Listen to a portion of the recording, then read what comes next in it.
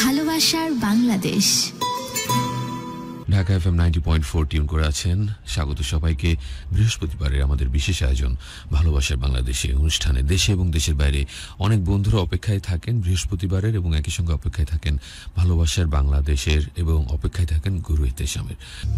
চলো আকাশ ছুঁয়ে দেখি, চলো স্বাধীন এ দেশটারে বুকে বেঁধে রাখি, চলো কারো ভালো লাগায় উচ্ছ্বসিত হই, চলো কারো কষ্টে আহাজারি করি, চলো প্রিয়তমার চোখে রাখি চোখ, কানে কানে বলি জান জান জান, আমি তোমাকে অনেক ভালোবাসি, প্রাণের চাইতে প্রিয় মা তুমি, প্রিয় এই মাতৃভূমি, চলো মাকে ভালোবেসে আরেক দফায় মরি। আচ্ছা, কে ডাকে এভাবে? ভালোবাসার ফেরিওয়ালা। চলে এসো বন্ধু মাটির টানে, তারুণ্যের জোয়ারে ভাসবে তুমি, ভালো লাগার সুর বাজবে তোমার মনে, আর বাঁধনহারা হব আমি মুক্তির গানে। এটাই তো তোমার দেশ, এটাই তো আমার দেশ, আমাদের ভালোবাসা, আমাদের বাংলাদেশ। আসলেই এই যে মন খুলে আপনাদের সাথে কথা বলা, এই যে বৃহস্পতিবারের এই চমৎকার সন্ধিক্ষণে 11টা বাজলে আপনাদের সাথে রুবরু হওয়া, এটা যে কি অপার্থিব এক ভালো লাগার। স্রষ্টা নিজে বলেছেন যে 10 যেখানে, আমি স্রষ্টা সেখানে থাকাটা আমার জন্য ফরজ হয়ে যায়।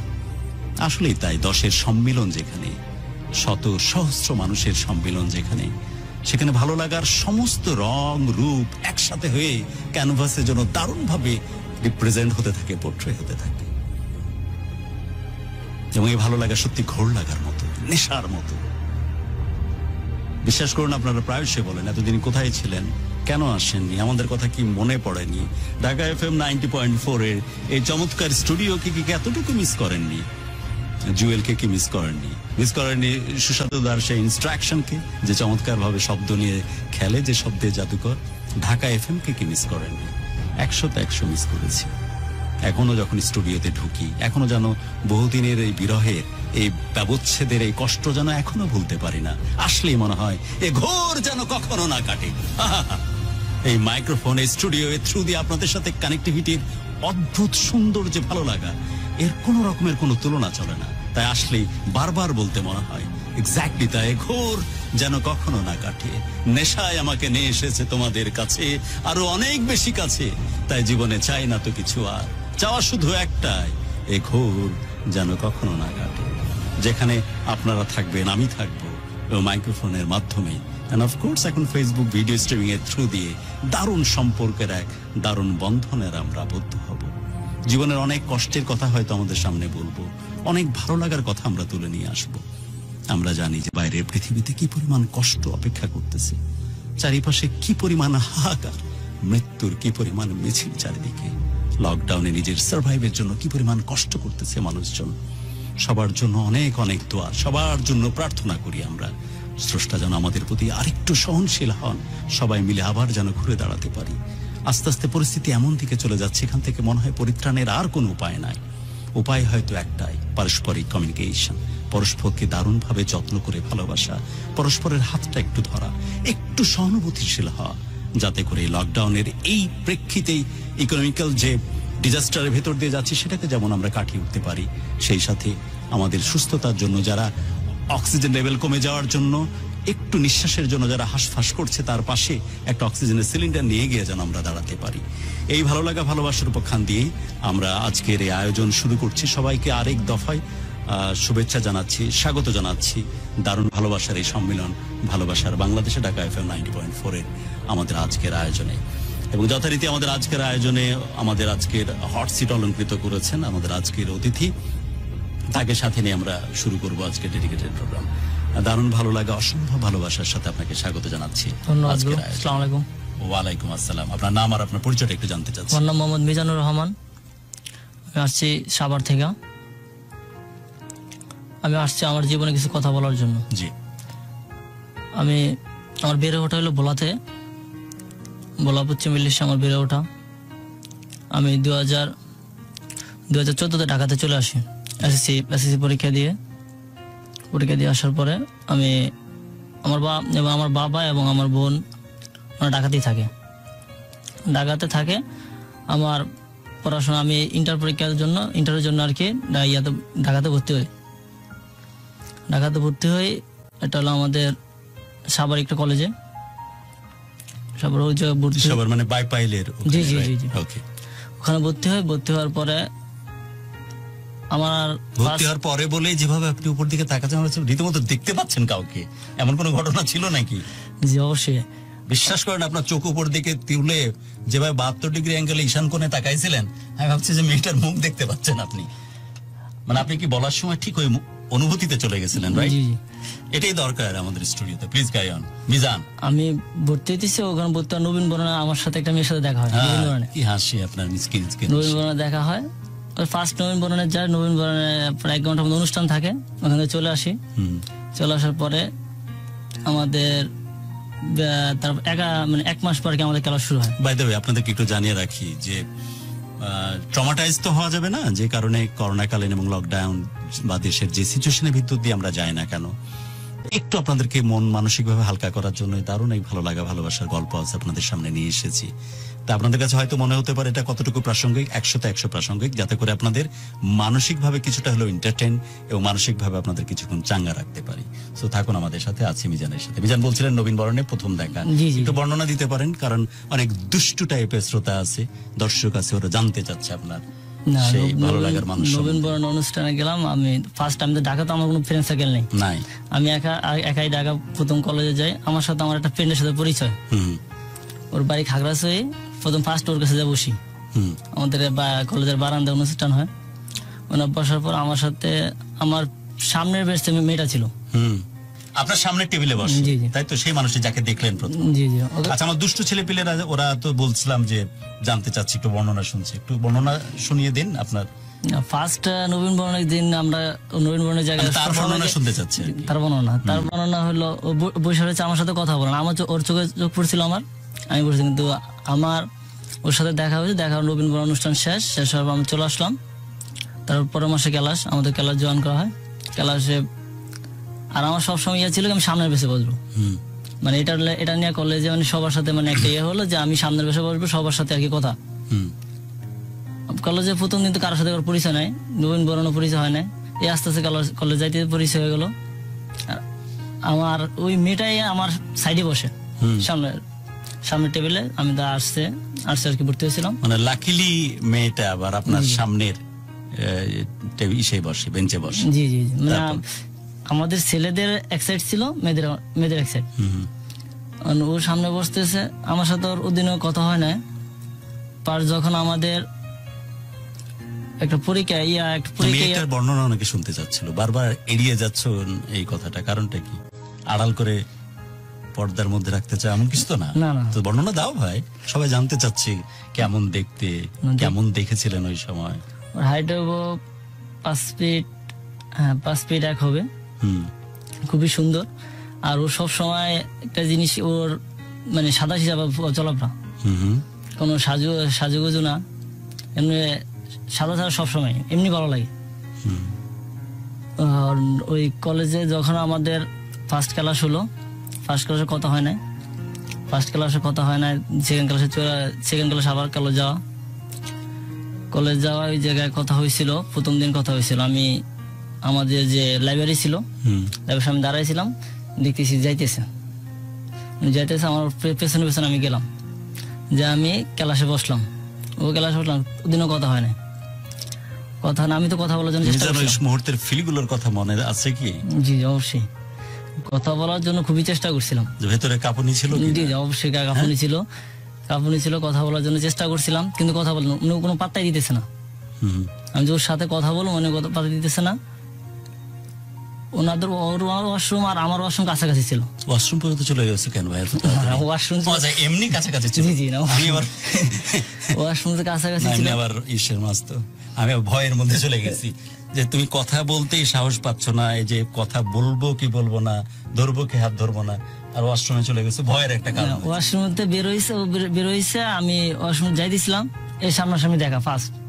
মানে কলেজে মানে একবার চোখে চোখ পড়ছে, কথা বলুন, পরে ওই জায়গায় আর কথা হলো না। ছেলে মেয়েদের ওয়াশরুম কি কলেজের পাশাপাশি? জি, মানে আমাদের মাঝখানে শুধু ছিল একটা ওয়াল। জি জি। এই আর্কিটেক্ট কে খুঁজে বের করা খুব জরুরি।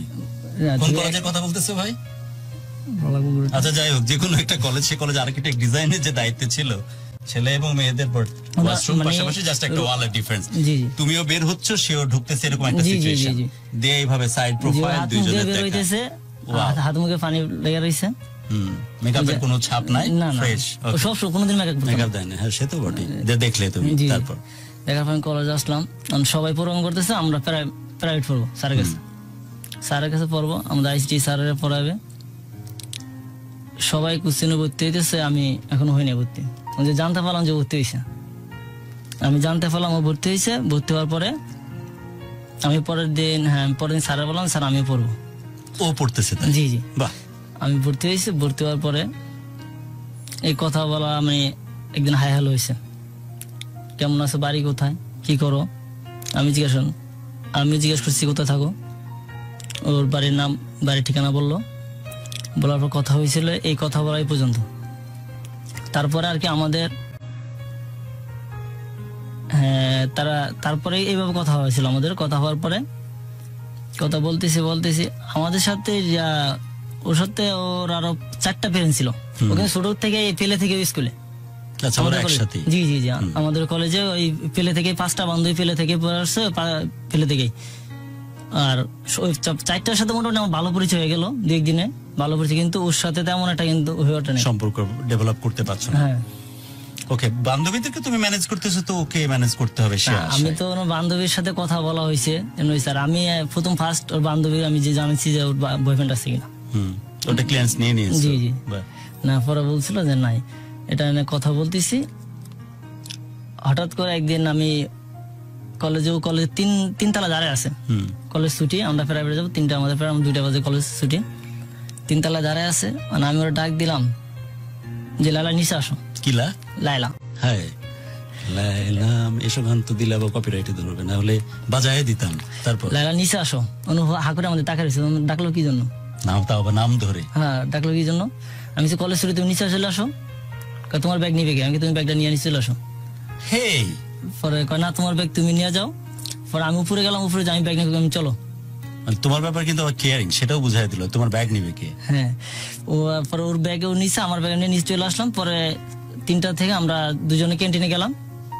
ওর যে 4 বান্ধবী ক্যান্টিনে চলে গেছে। চলে যাওয়ার পর উপরতে দুজনের নাম, আমি ক্যান্টিনে গেলাম। ওখান থেকে ভালো পরিচয় সম্ভব আমাদের, মোটামুটি ভালো পরিচয়। ওখানে কলেজে আসার যে কটা প্রাইভেটে ভর্তি হয়েছে, কটা আমি ভর্তি হয়েছি। না, আমার যে আর্থিক সমস্যাটা আমি ওর কখনো বুঝতে দিইনি। ওকে, আমার যে পারিবারিক যে সমস্যা, টাকা পয়সার সমস্যা, আমি এটা ওর কখনো বুঝতে দিই নাই। ও যেখানে ভর্তি হয়েছে আমি ওখানে, মানে যেখানে কোচিনে ভর্তি ওখানে আমি করি। আর 3টা কোচিং ছিল, আমি 3টাই জয়েন করছি। ওর কাছ থেকে একদিন হঠাৎ করে ওর একটা বই লাগতো, আমি ওর কাছে নাম্বারটা নেওয়া হয়েছে আর কি, এভাবে নাম্বার নেওয়া হয়েছে।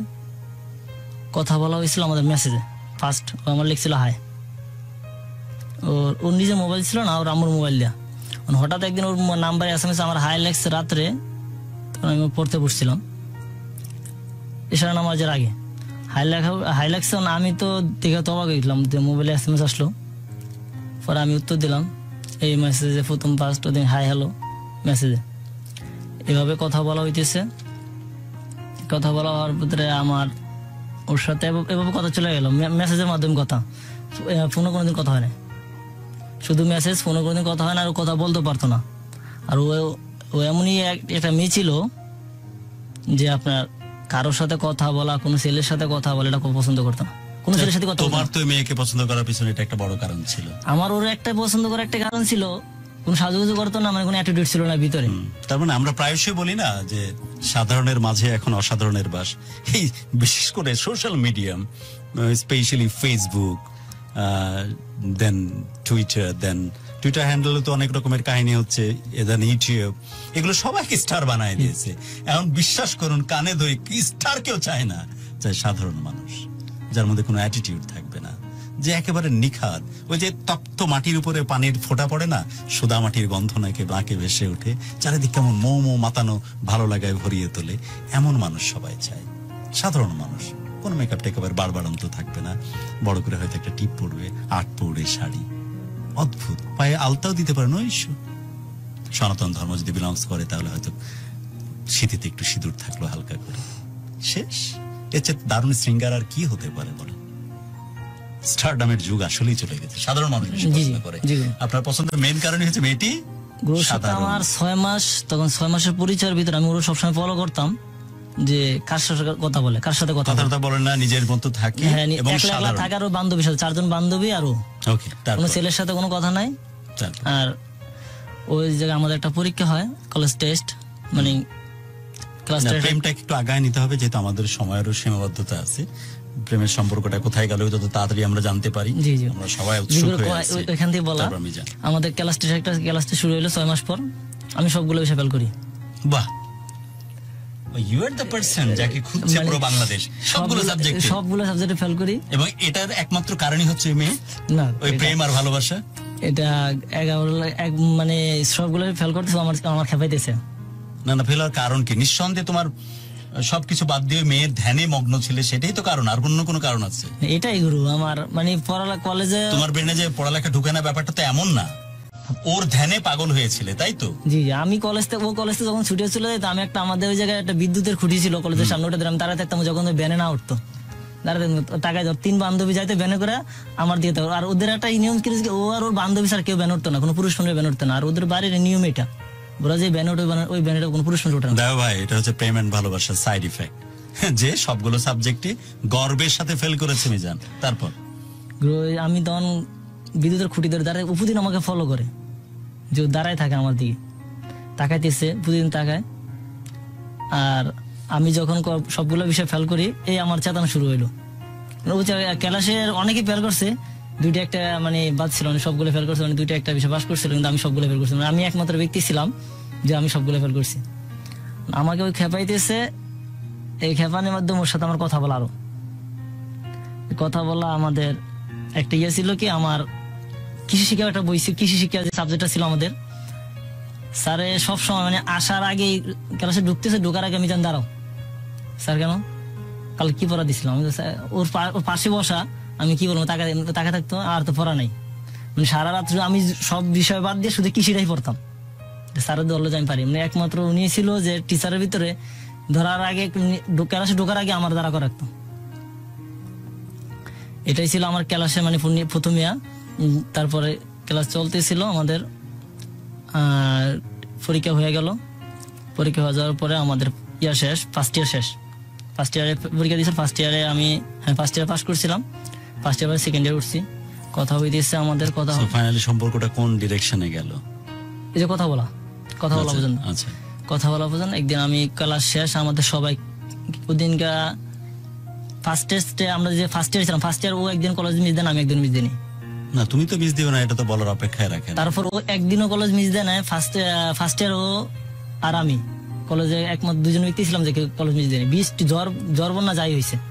এটা অবশ্য রেকর্ডটা তুমি এই কারণে না যে তুমি মিস দাওনি, কারণ ওই মেয়ে থাকলে তো তুমি যাবে, দ্যাটস ফর শিওর। না, আমি এই রেকর্ড, এটা যে প্রতিদিন ভদ্রলোকের মতো ক্লাস করার পরেও এ অর্বাচীন প্রত্যেকটা সাবজেক্টে ফেল করেছে, জি, এটা রেকর্ড। ফার্স্ট ইয়ার পাস করলাম, ফার্স্ট ইয়ার পাস করে কলেজ করতেছি। একদিন হঠাৎ করে যখন আমরা সেকেন্ড ইয়ার উঠলাম, সেকেন্ড ইয়ার উঠার আমি দেখি ও একা একটা টুলিতে বসে আছে। আমাদের আপনার জিজ্ঞাসা কেউ জানি না, আমাদের জায়গাটা কলেজে একটা বিশাল বড় একটা বাউন্ডারি আছে, জায়গার ভিতরে সবাই আর ঢুকতে পারে না আমাদের কলেজে, শুধু আমরা স্টুডেন্ট ছাড়া, আদার্স অফিসের স্টাফ ছাড়া। টুলে বসে আছে, টুলে বসে আছে, কালো একটা বুকরা। আমি কিন্তু গুরু ওরে ফার্স্ট ইয়ারে আমি কোনোদিন ওকে আমার স্কুলের ড্রেস তারা দেখিনি। স্কুলের ড্রেস পরে আসতো, স্কুলের ড্রেস পরে চলে যেত। কিন্তু ওই দিন কি জন্য জানি বাসায় যায়, আবার চেঞ্জ করার পরে চলে আসছে। বাসা চেঞ্জ করে চলে আসছে, ব্যাগটা স্যারের বাসা নিয়ে রেখে আসছে, আমি বসে আছি। আমি, তুমি এখানে বসে আছো কেন?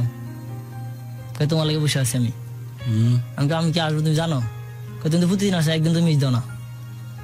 আমি চল হাইটে কথা বলে আসি। আমরা আনুবিকে প্রায় 10 মিনিট হাঁটলাম দুজনে, হাঁটতেছি, কথা বলতেছি।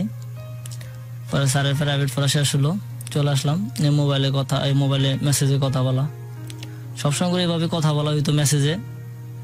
আমাদের যখন আমার সেকেন্ড ইয়ার পড়ায় শেষের কাছাকাছি, পরীক্ষার আগে আমার আম্মা বাড়ি থেকে চলে আসে। আমি, আমার বাবা, আমার বোন থাকতাম ঢাকাতে। আমার আম্মা চলে আসে এদিক দিয়ে। আমি মোটামুটি আমার বোনটা আমি জানাচ্ছি, বড় বোন, যে না আমি ওর সাথে কথা বলি এভাবে। বোনও বলছে যে কথা বলার জন্য। তুমি কি বিয়ের প্রিপারেশন নিচ্ছ তখন? না, আমি তো বিয়ের প্রিপারেশন না, কি কথা বলি বলতে আমি ওর সাথে কথা বলতাম শুধু।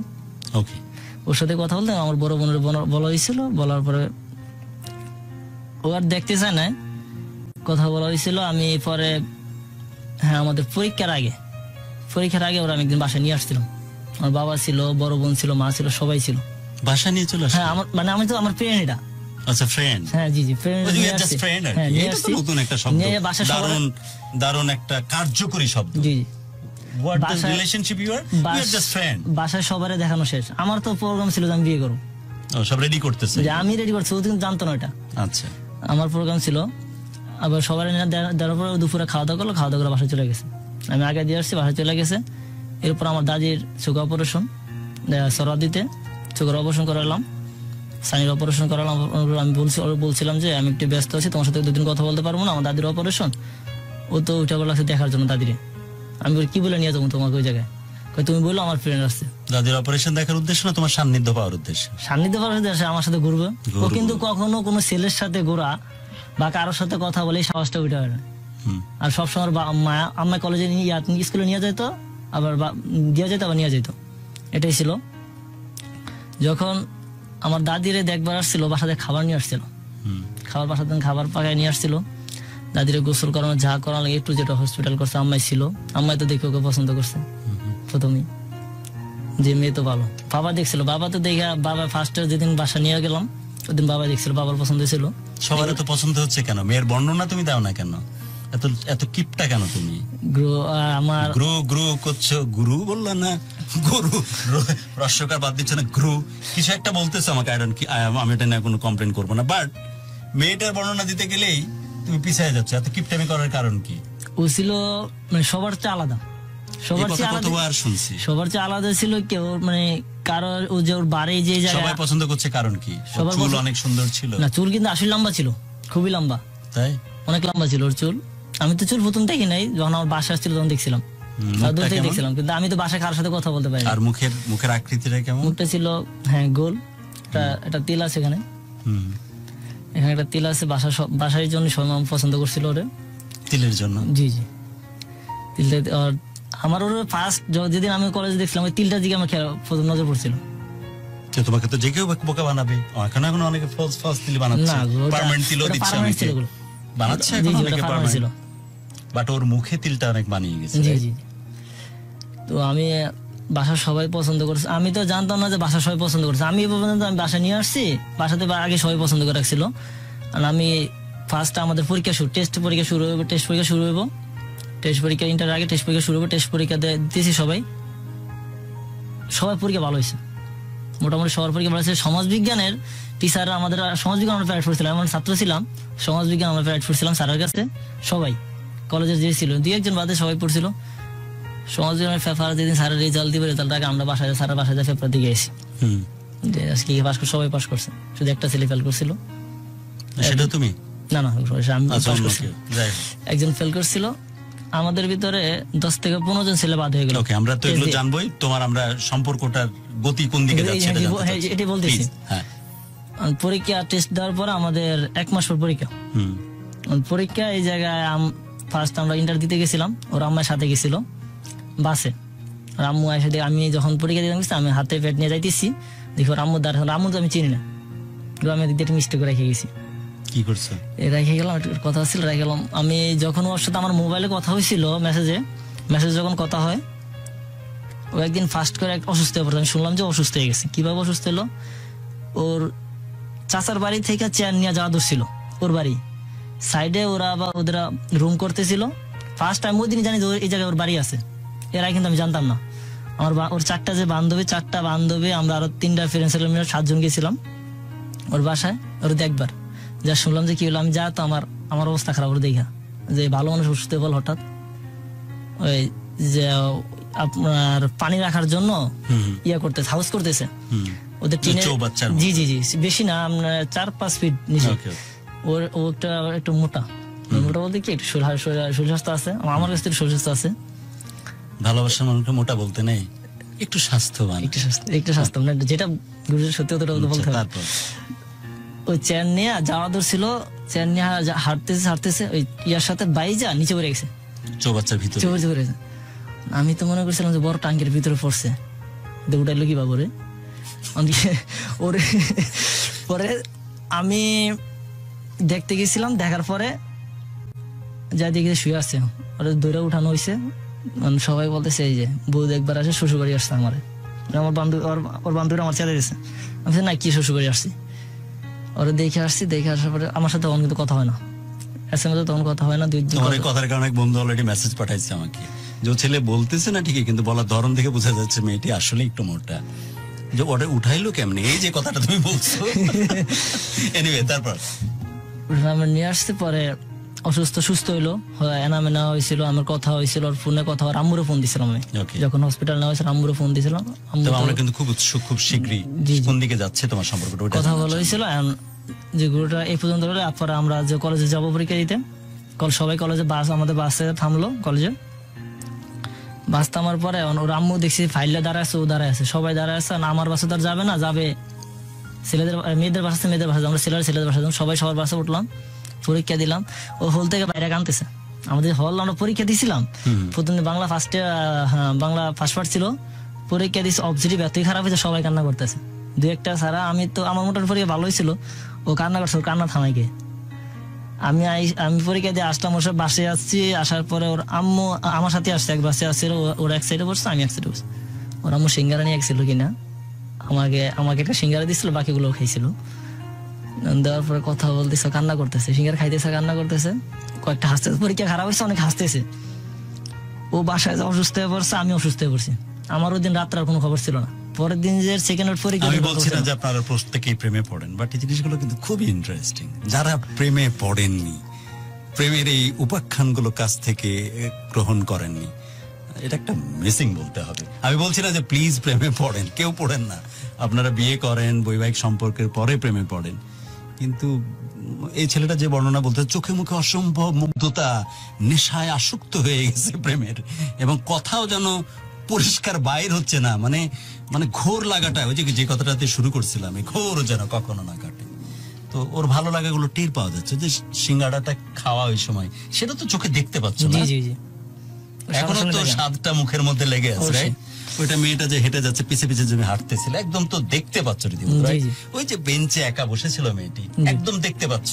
এই যে দুইটা ওয়াশরুম, একজন যাচ্ছে একজন আসছে, যে সাইড প্রোফাইল দিয়ে তাকানো, হালকা হালকা পানি, তুমি ভেবে নিয়েছো ঘাম, তোমার ভাবতে ভালো লাগতেছে তাই নাকি পানি ভাবছো?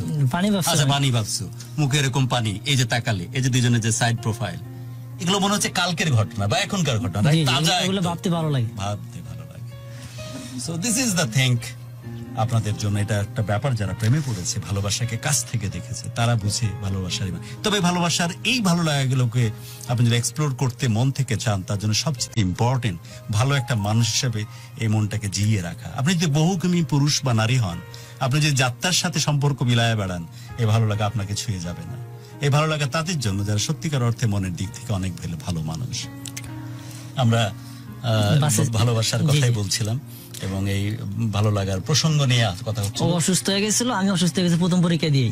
ওকে, ফার্স্ট পরীক্ষার পর। জি ফার্স্ট পরীক্ষা অসুস্থ হয়ে গেছে। আমরা কিন্তু আমি শেষের দিকে যাচ্ছি। জি আমরা একটু জানতে চাচ্ছি যে কোন দিকে যাচ্ছে। কথা বলা হয়েছিল, আমরা ওদিন আর কথা বলা হয় না। পরের দিন পরীক্ষা, সেকেন্ড পার্ট পরীক্ষা ভালো হয়েছিল। পরীক্ষা যেটা দিয়ে কান্না করে, যেটা দিয়ে যায় ওইটাই কান্না করে, অভ্যাসই ওটা, কান্নাকাটি করে, তারপর সিঙ্গাড়া খায়, দুজন মিলে বসে হাসাহাসি। হ্যাঁ, এই যে পরীক্ষা, কিন্তু আমাদের ইসলামের ইতিহাস পরীক্ষা দুজনে একসাথে দিয়েছিলাম, একই হলে, কিন্তু অন্য হলে ছিল পরীক্ষা সবগুলো, কিন্তু ইসলামিক ইতিহাস পরীক্ষাটা একই হলে দিয়েছিলাম। দুজনের পরীক্ষা ভালো হয়েছিল, কথা বলছিলাম, ভালো হয়েছিল। পরীক্ষা দেওয়ার শেষ, মিজান, আমার এই ভিউয়ার্স বা যে আমাদের শ্রোতা আছে, এদের অনেকের মধ্যে ফেলুদা টাইপের লোকজন বেশি আছে। হ্যাঁ, তো পরীক্ষা, লেখাপড়া এগুলো একটু কম শুনতে যাচ্ছি। ব্রাদার, আমি তোমার গল্পটা কোন দিকে যাচ্ছে, তোমার সম্পর্কটা, সেটা জানতে চাচ্ছি। জি হ্যাঁ, পরীক্ষা আমাদের শেষ হলো, শেষ হওয়ার পরে কথা বলা, এখন আমার ফোনে কথা বলতেছি। পরীক্ষা শেষ, আমার কলেজ যাওয়া হয় না, ওরা আসা হয় না। হঠাৎ করে একদিন আমি বলছি, তুমি আসো, একটু দেখা করি, আমরা কলেজে আসো, দেখা করি। আমরা এখনই কিছু অল্প সময়ের মধ্যে যাবো একটা বিরতিতে, প্লিজ আমাদের সাথেই থাকুন।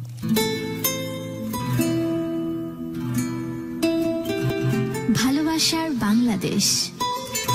বিরতির পর আছি আমাদের ভালোবাসার বাংলাদেশ, ঢাকা FM 90.4 এর আমাদের আজকের আয়োজনে। আপনাদের সবাইকে আরেক দফায় স্বাগত জানাচ্ছি, এবং এটি সত্যি বারবার বলতেছি যে আসলেই আমি জানি না কতটুকু প্রাসঙ্গিক বা অপ্রাসঙ্গিক বিজানের আজকে ভালোবাসার জীবনের গল্প নিয়ে এসেছি, তার জীবনের অসম্ভব কষ্টের কিছু ঘটনা, সেগুলো হয়তো আপনাদের সামনে আমি উপস্থাপন করব।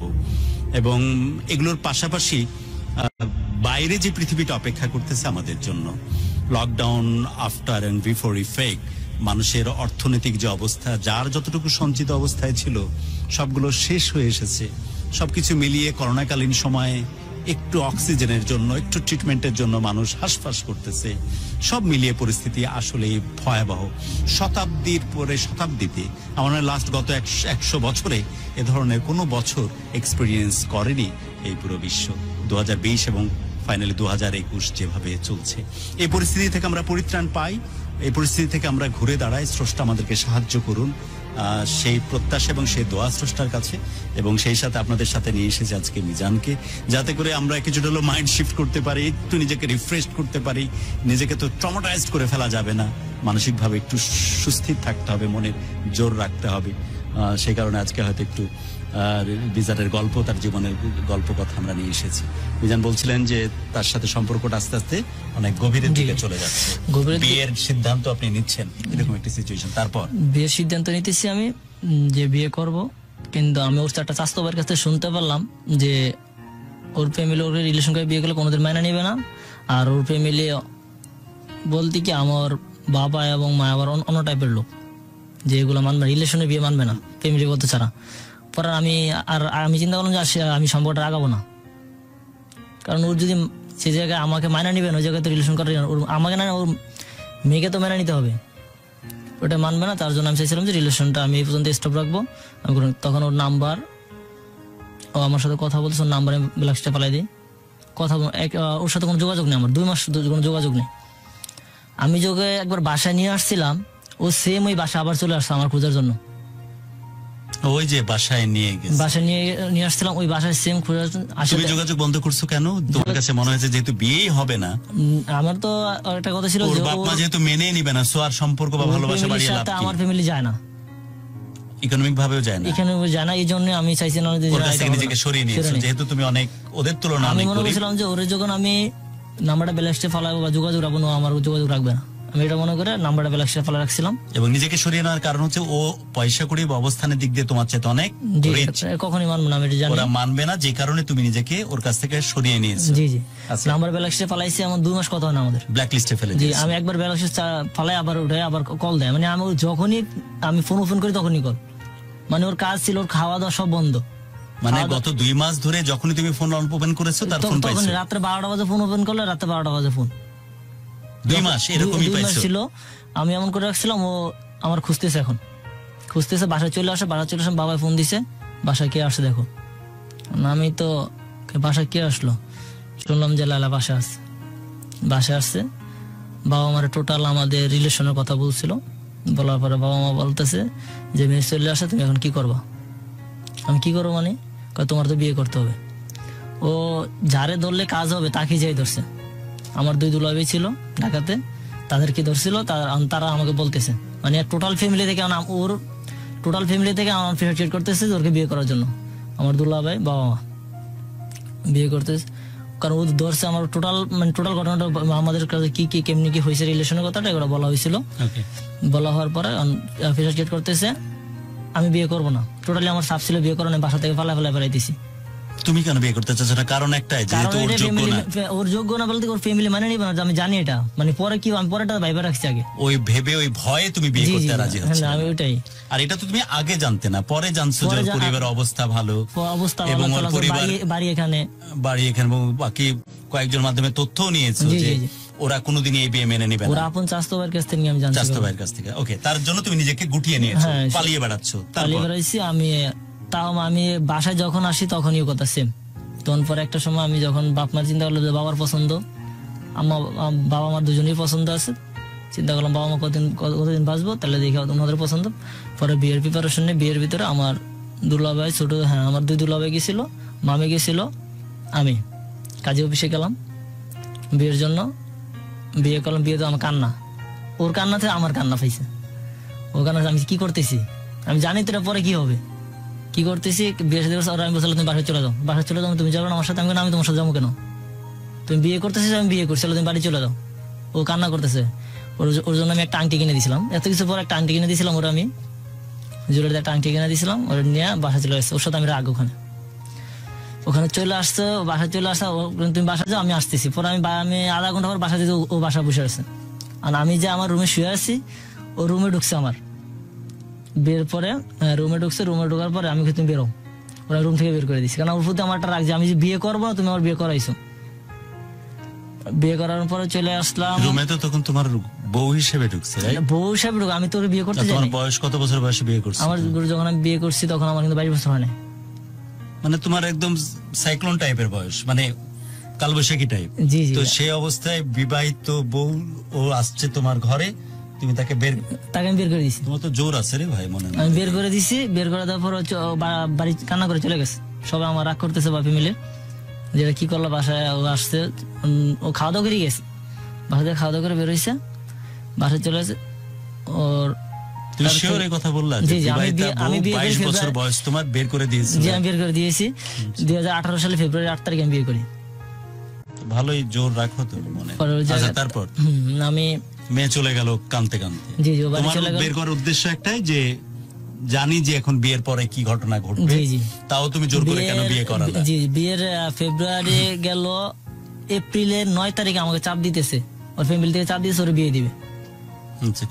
ওর ফ্যামিলি তো জানে না যে বিয়ে হয়েছে, কারণ ওরা 2 দিন পর পর দেখতে আসতেছে। বুঝছি। ওর বিয়ের জন্য চাপ দিতেছে, চাপ দেওয়ার পরে আমার বলতেছে ওরা নিয়ে যেতে। আমি তখন আমি চলে আসি, আমি বরিশাল চলে যাই, আমার গ্রামের বাড়ি চলে যাই। গ্রামের বাড়ি যাওয়ার পরে আমি তো যদি ওরা নিয়ে যাই আমি কিভাবে নিবো, আমি বরিশাল, ওর হলো ঢাকা, ওরা আমি কিভাবে নিয়ে যাবো? ও আমাকে বলতেছে যে আমি সদরঘাট পর্যন্ত চলে আসি, তুমি আমাকে বরিশাল নিয়ে যাও।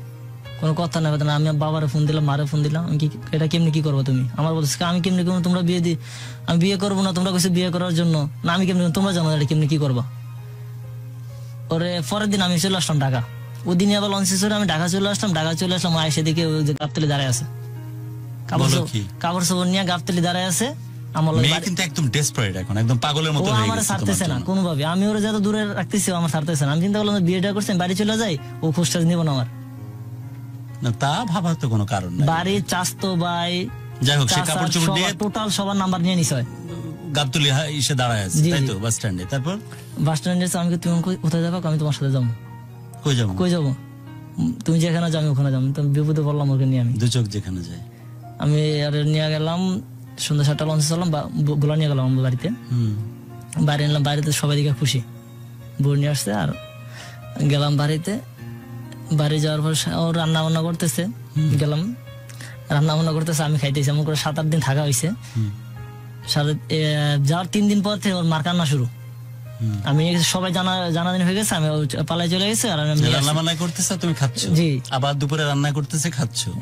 এবার চলতেছে, আবার রাতে রান্না করতেছে, খাচ্ছ। জি জি, শুধু রাঁধতেছে, খাচ্ছ, এই তো, আর তো কিছু না। না, ও চলে আসছে। আমি ওর আমায় ফোন দিছে, আমার নাম্বারে ফোন দিছিল যে তুমি আমার মেয়েকে নিয়ে গেছো। আমি স্বামী স্ত্রীর মতো থাকতেছো তো তোমরা দুজনের সাথে, সেটা বলো। মানুষ তো বুঝতে হবে অ্যাটলিস্ট যে তোমাদের সম্পর্কটা শুরু হয়ে গেছে, তাই তো? বৈবাহিক সম্পর্ক। ওকে, তারপর আমার বাসর বলতে তো বুঝাইতেছে আমাদের লঞ্চে জানি করাটা, ওর সাথে। জি জি, ওটাই ছিল বাসরাত, ওর সাথে আমার লঞ্চে যাওয়া। তো আমার বাড়ি 3 দিন যাওয়ার পর আম্মায় ফোন দিচ্ছে, আর আম্মায় ফোন দিতেছে, চাচারা ফোন দিচ্ছে, সবাই ফোন দিয়ে কান্নাকাটি করতেছে ওই যাওয়ার জন্য। আমার কথা ছিল যে আমি ওরা নিব না, কারণ আমি চিন্তা করলাম ওই জায়গায় নিলে এক হলে আমার সরাই, নিলে ওরা সরাইবো, দুজন দেখবো। কারণ ওরে মারতে বা আমারে মারতে ওরকম দ্বিধাবোধ করবে না, এই জন্য আমি নিয়ে আসবো। ক্ষমতা একটু বেশি। আমি তো আমার সবাই বাসার সবাই এক জায়গায় হয়েছে, আমার কান্না দেখে ওরা নিয়ে যাবো, আমি কান্না করতেছি ওর জন্য। এতদিন আমি পালায় বেড়াইছি, আমি ওর জন্য কান্না করতেছি। তো রান্না করে দাঁড়ায় সবাই তাকে রয়েছে আমার দিকে যে ও কান্না করে কি জন্য।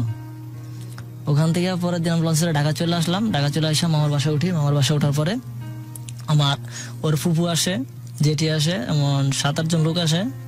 আসার পর আমার কাছে নিয়ে যাবে, তখন আমি কান্না করতেছি।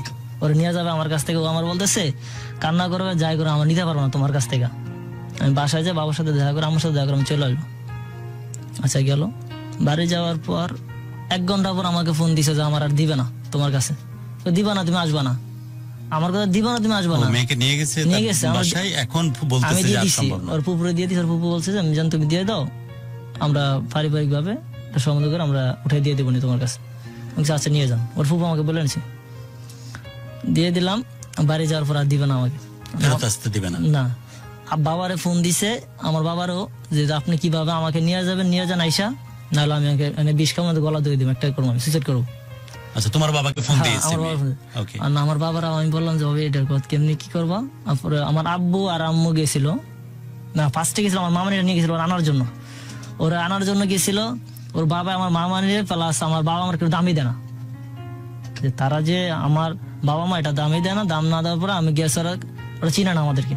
তোমার ঘটনা তো অনেক কালারফুল ঘটনা, তো সিনেমাতে দেখি এমন, চিনে না। সিনেমাতে আমরা এরকম ভিজুয়ালাইজ হতে দেখি যে বড় ঘরের হয়তো মেয়ে ছেলেকে পাত্তা দিচ্ছে না, তার বাবা মাকে পাত্তা দিচ্ছে না, এই টাইপের একটা অবস্থা। তারপর বলতেছে তুমি ফকিনির ঘরে গেছো, ফকিনির আইছে, ওরা বলতেছে, ওরা সামনে ওর মেয়ে বলতেছে যে আমি থাকবো, আমি তুমি আমার আম্মা বলতেছে তুমি তোমার আব্বুর সাথে, আমি চিনে না ওর বাপেরও, আমার ওর আম্মার সাথে চলে আসবে, চলে আসছে, হ্যাঁ চলে আসছে, থাকবি না ওই জায়গায়, কারণ ওর বাপে রাখতে পারে নাই তো, ওর বাপে রাখতে পারে না, মেয়ে একটা আর এক বোন, মেয়ে একটা রাখতে পারে না, চলে আসছে জোর করে তোমার বাবা মার সাথে চলে আসছে। হ্যাঁ চলে আসছে।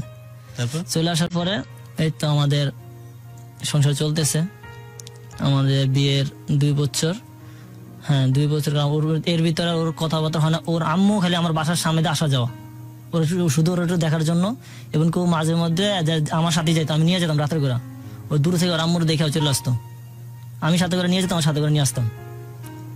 আমার তো ভয় ছিল না, আমার ওই জায়গায় ফ্রেন্ড সার্কেল আছে, আমি যাইতাম ওদের সাথে বলে যেতাম যে আমি আসতেছি তোমাদের লাগে, তুমি আসার সমস্যা নেই, দেখে নিয়ে আসতাম। এভাবে কান্নাকাটি করতো, কারণ মারা রাখা তো কোনোদিন কখনো থাকে না, নিয়ে আসতাম। আসার পরে এভাবে চলতেছে,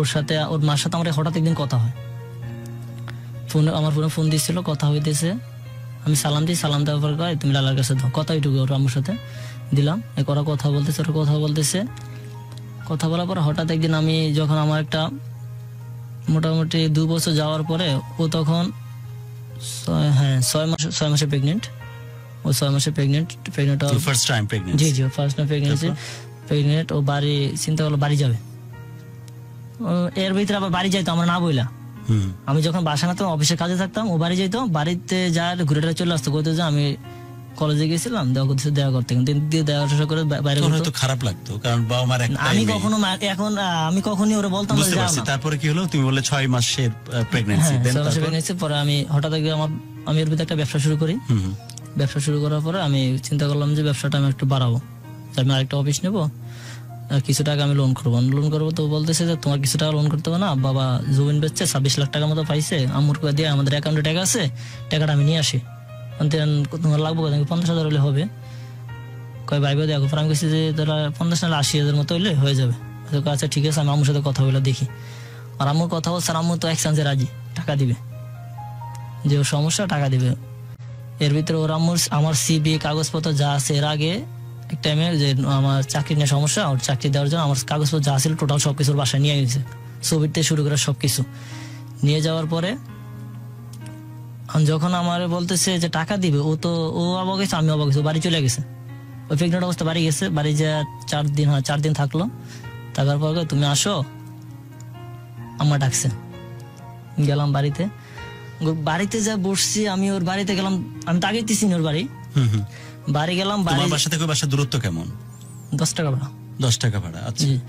তারপর ওর বাড়ি গেলাম, বাড়ি যা বসলাম, বসার পর আম্মু আমাকে পিঠা খাইতে দিছিল, সালাম দিলাম, আমি সামনে বসে কথা বলতেছি, ওর আম্মু কান্না করতেছে, ওর কথা বলতেছে। 6 মাসের প্রেগনেন্ট অবস্থায় সে বাড়িতে গেল তোমার জন্য টাকা নিয়ে আসতে, জি জমি বেচার টাকা 26 লাখ রাখা আছে, সেখান থেকে তোমার জন্য 80,000 টাকা দিবে, এই বলে মেয়েকে ডেকে পাঠালো তার মা, জি দিয়ে মেয়ে তার মায়ের বাসায় গেল, হ্যাঁ ও কান্না, ওর আম্মু এবার তোমাকে ডেকে পাঠাইছে সেই শাশুড়ি, তাই তো? তুমি গেছো, ও বাড়ি যাওয়ার পর পিঠা খেতে দিয়েছে, ও বাড়ি যাওয়ার পর টাকা দিবে না, ও টাকা ওই 80,000 টাকা এখন দিতে চাচ্ছে না, ও তো কান্নাকাটি আবার শুরু করছে, সব পিঠা ভেঙে ফেলাও, মানে ও তো ভাঙচুর শুরু করছে, তুমি বলছো টাকা দিবা না, কেন দিচ্ছ না?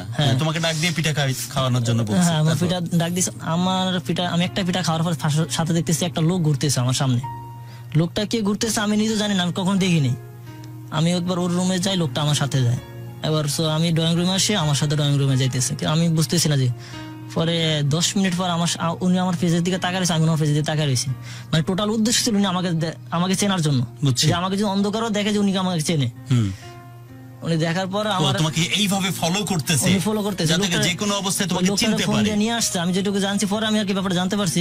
বলো। আমার ফোন দিয়ে নিয়ে আসছে, ওই ছেলেটা আমার সাথে ও দেখতেছে। তোমাকে ফোন দিয়ে নিয়ে আসার উদ্দেশ্য হচ্ছে ওই ছেলেটাকে ভালোভাবে অবজার্ভ যেন করতে পারে তোমাকে। নেওয়ার পর আমাকে 10,000 টাকা দিছিল। ও আমার অবজার্ভ করার পর আমার 10,000 টাকা দিছিল সেদিন। ওকে। 10,000 টাকা ওর কান্নাকাটি থামানোর জন্য আমাকে 10,000 টাকা দিছিল। 10,000 টাকা যে জায়গায় দেওয়ার কথা আমার, ওই জায়গায় ব্যবসা কাজ আমি দিয়ে দিছি। নিয়ে আসার পরে সেদিন আমি চলে আসছি। তার 25 দিন পর আবার আমার এর ভিতর টাকা দিবে না, 10,000 দেওয়ার পর আর টাকা দিবে না, টাকা নাই। 25 দিন যাওয়ার পরে বলছে যে টাকা আছে, ব্যাংক থেকে টাকা উঠে দিতে হবে। পরে ব্যাংক থেকে পরের দিন চেক দিয়ে টাকা উঠে নিয়ে আসছে। আর আনার পরে ওর যে একটা টাকা দিছিল, আমি টাকাটা আমার হাতে 50,000 টাকা দিছিল। যাওয়ার পরে আমি ওই প্রথম দিন পিঠা খাইছিলাম, পরের দিন যা শুধু খাবার খাইছিলাম ওই বাসা। এই ফার্স্ট শ্বশুরবাড়ি যা খাবার খাই, খাবার খাওয়ার পর আমার হাতে 50,000 টাকা। 50,000 আমার আবার ছোট থেকে একটা অবস্থা টাকা, যেহেতু সামনে গুণা নিব, আমি টাকা গুনতেছি আমার সামনে। আমার বলতেছে তুমি আমার আম্মুর কি মনে করছো, আমার টাকা কম দিব তোমারে, ওই টাকাটা গুনা না উচিত। কয় টাকা দিছে, পরে টাকা গুনা পেছনের পকেটে নিলাম। টাকা নিয়ে আমি ওর থেকে বাইরে কোনোদিন আমার ওর আম্মু আগায় দিতেছে না, আজকে আগায় দিতেছে। প্রথম দিন গেলাম, দিন থেকে বাসা থেকে বেরোয় চলে আসছি, আগায় দিতেছে। আমি ওর বাসা থেকে 2 মিনিট হাঁটলাম, হাঁটার সামনে বাড়ির সামনে একটা তাল গাছ আছে, ওই সামনে আমি দেখলাম যে একটা ছেলে সুপরে দাঁড়ায় আছে। ছেলেটা আমার দিকে এইভাবে তাকাই দিয়েছে। ওখান থেকে হাঁটার পর মসজিদ আছে, মসজিদের সামনে দিয়ে হাঁটছে। হাঁটার পর 7-8 মিনিট হাঁটার পরে আমার সাথে একটা লোক যেদিন আমি গেলাম, দ্বিতীয় দিন আমার সাথে একটা আমার দোস্তরে নিয়ে গেলাম, আমার ফ্রেন্ড নিয়ে গেলাম। নিয়ে আমার দোস্তের সামনে দোকানের সামনে ওরা বসে রাখলাম, তুমি এখনো বসে থাকো, আমি বাসাতে নাই, টাকা নিয়ে যেতেছি। যদি রাস্তায় কোনো সমস্যা হয়, বৃষ্টি পড়তেছে, হালকা হালকা বৃষ্টি পড়তেছে তখন বর্ষার সময়, বৃষ্টি পড়তেছে। ওরে আমি বসা রাখি, দোকানে বসা রেখা আমি ওর বাড়ি থেকে টাকাটা নিয়ে মসজিদের সামনে আসছি। আসার পর ওরা ফোন দিছি যে সাগর তুমি কই, আমি তো টাকা নিয়ে বের হইছি। তুমি কই, আমি কই তুমি মসজিদের সামনে আসো, আমি মসজিদের সামনে আসি। ওরে মসজিদের সামনে থেকে 2 মিনিট হাঁটার পরে আমার ধরে ফেলালে পেছন থেকে। ওই ছেলেটা না, ওই ছেলেটা ধরে না, আচ্ছা অন্য একজন যে দাঁড়িয়েছিল, পেছনে যে দাঁড়াইছিল ও ধরছে। পেছন থেকে আরো পেছন আরো 5 জন আসছে, বাবা করে যাইতেছে, যে বাবা বিক্রি করতে আইছে, বাবা করে যাইতেছে ওপেন রাস্তার ভিতরে। তখন আওয়াজ দিচ্ছে পেছন থেকে, তোমাকে উদ্দেশ্য করে, যে এটা হচ্ছে বাবাখোর। হ্যাঁ, তখন রাত 8টা বাজে, সন্ধ্যা 8টা বাজে। ও আমারে পেছন থেকে ধরে ফেলাইলো।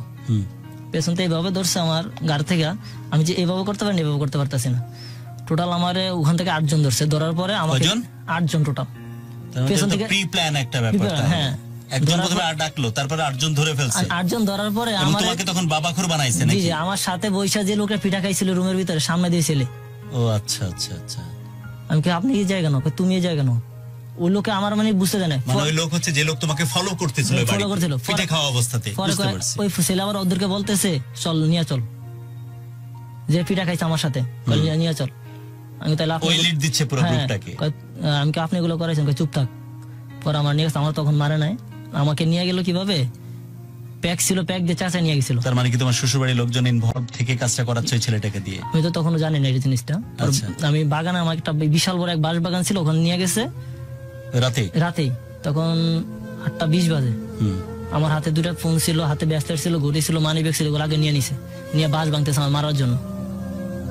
তো আমার বলতেছে যে ছেলেটা আমাকে ধরছে, তোর তো আজকে আমার এর ভিতরে 9 জনের ভিতরে বাঁশ বাগানের ভিতরে ঢুকে আরেকজন টুপি পরে দাঁড়ায় আছে একজন।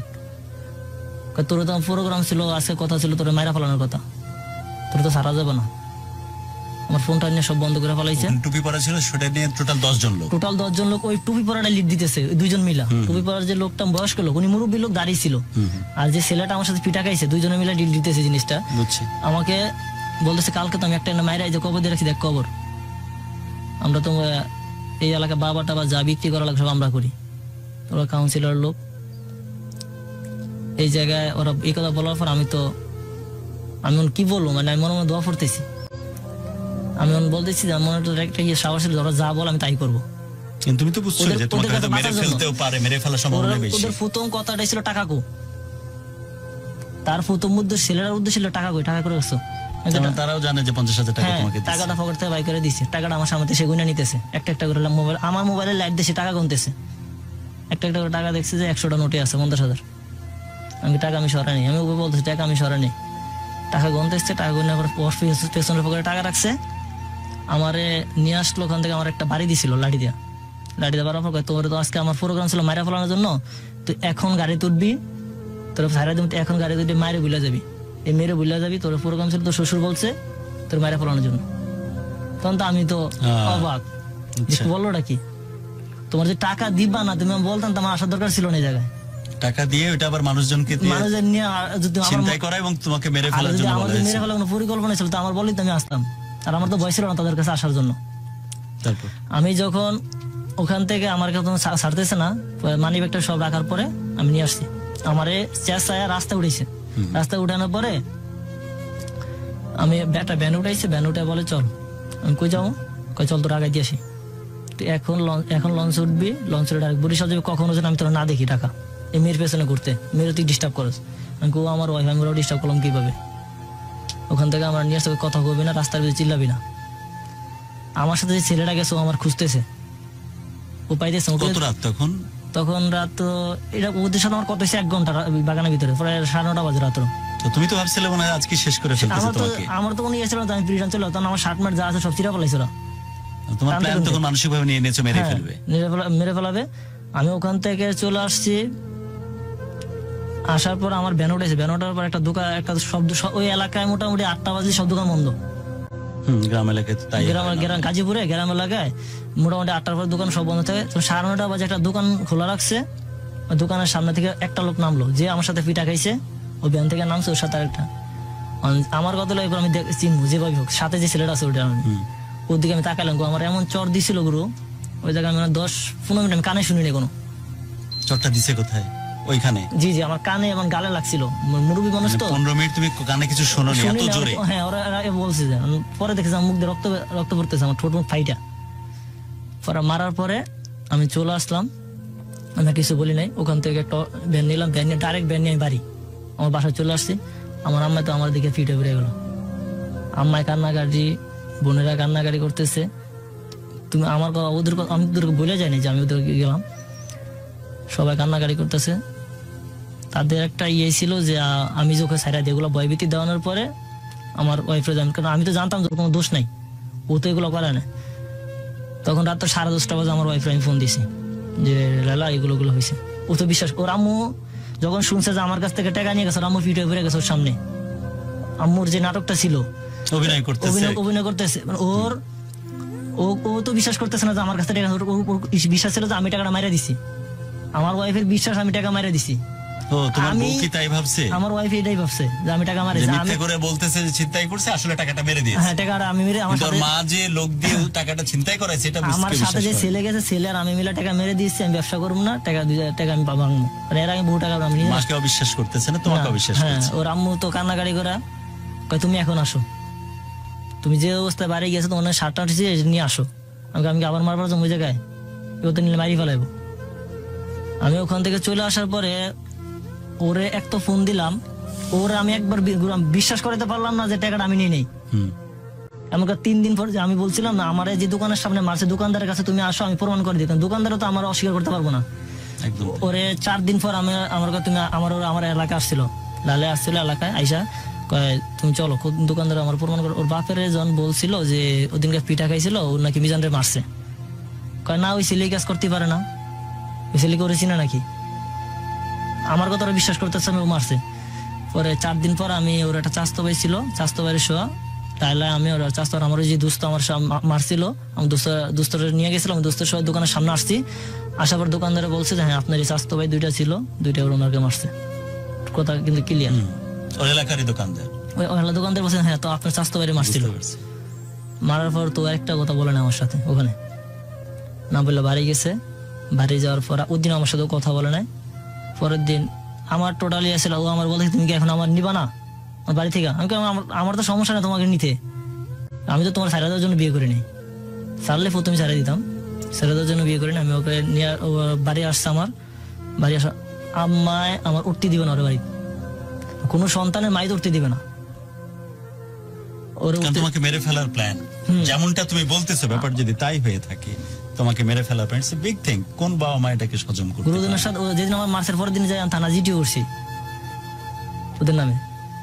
আমি এই জিনিসগুলো তো আপনি আগে থেকে তুমি আন্দাজ করতেছিলে যে পরিবারে যেহেতু ওদের অবস্থা অনেক ভালো, আমি তো তোমাদের অর্থনৈতিক অবস্থা সে অর্থে ভালো না, জি জি, যে কোনো সময় এ ধরনের ঘটনা তৈরি হতে পারে। হয়তো তুমি এতখানি ভাবনি যে এরা তোমাকে জীবন তোমার প্রাণনাশ করতে পারে, তোমাকে হত্যা করতে পারে, এই ধরনের খুন করতে পারে, এই ধরনের চিন্তা হয়তো করনি, বাট অনেক বাজে কিছু কনসিকুয়েন্স ঘটবে সেটা তো তুমি আন্দাজ করতে পারছিলে। আমি ওর এই ঘটনা ঘটার পর 7 দিন পর শুনি ওর বেবি নষ্ট করে ফেলাইছে। বলো কি? 6 মাসের বাচ্চা যেটা তোমার? 7 মাসের বাচ্চা ছিল, 1 মাস তো চলে গেল। 7 মাসের বেবি নষ্ট। 7 মাসের বেবি তো হসপিটাল হয়, আমি যেটুকু জানি আর কি। 7 মাসের বেবি তো হসপিটালে। আমি পরে শুনলাম যে ওর একটা ভাবি ছিল, ভাবির কাছে শুনলাম যে 7 মাসের বেবিটা নষ্ট করে ফেলাইছে। আমি তো আকাশ থেকে পড়ছি যে কি হলো, আমার বাপ মা শুনে সবার কান্নাকাটি। আমি 2-3 দিন ওর সাথে কথা বলিনি এটা নিয়ে, যে এটা কেমনি কি করলা। ওর মা এগুলা করাইছে, ও বিশ্বাস, ওর তখন আমাকে স্বীকার করে না যে ওর মা এগুলা করাইছে। আমার বলতেছে না কোন হসপিটালে নিয়ে করেছে, কখন করেছে, এগুলো সবগুলো আমি জানি। পরে কি জানতে পারছি ব্যাপারগুলো। জানতে পারার পর আমি কে করিয়েছে এগুলো? ওর আম্মু করেছে। তার অজান্তে তো হয়নি। ওরা অবশ্যই ও তো জানে এটা, ওটা বলতেছে না আমার কাছে যে ওর আম্মু করাইছে। পরে আমি জানতে পারছি ওর আম্মু কেমনি কিভাবে কোথায় নিয়ে করাইছে। এগুলো জানার পরে আমার আম্মা উঠতে দিব না, পরে আমার কাছে আনি না, ওরে কইলাম যে মা যা হয়েছে তো আমার হয়েছে, ওরা মাফ করে দাও।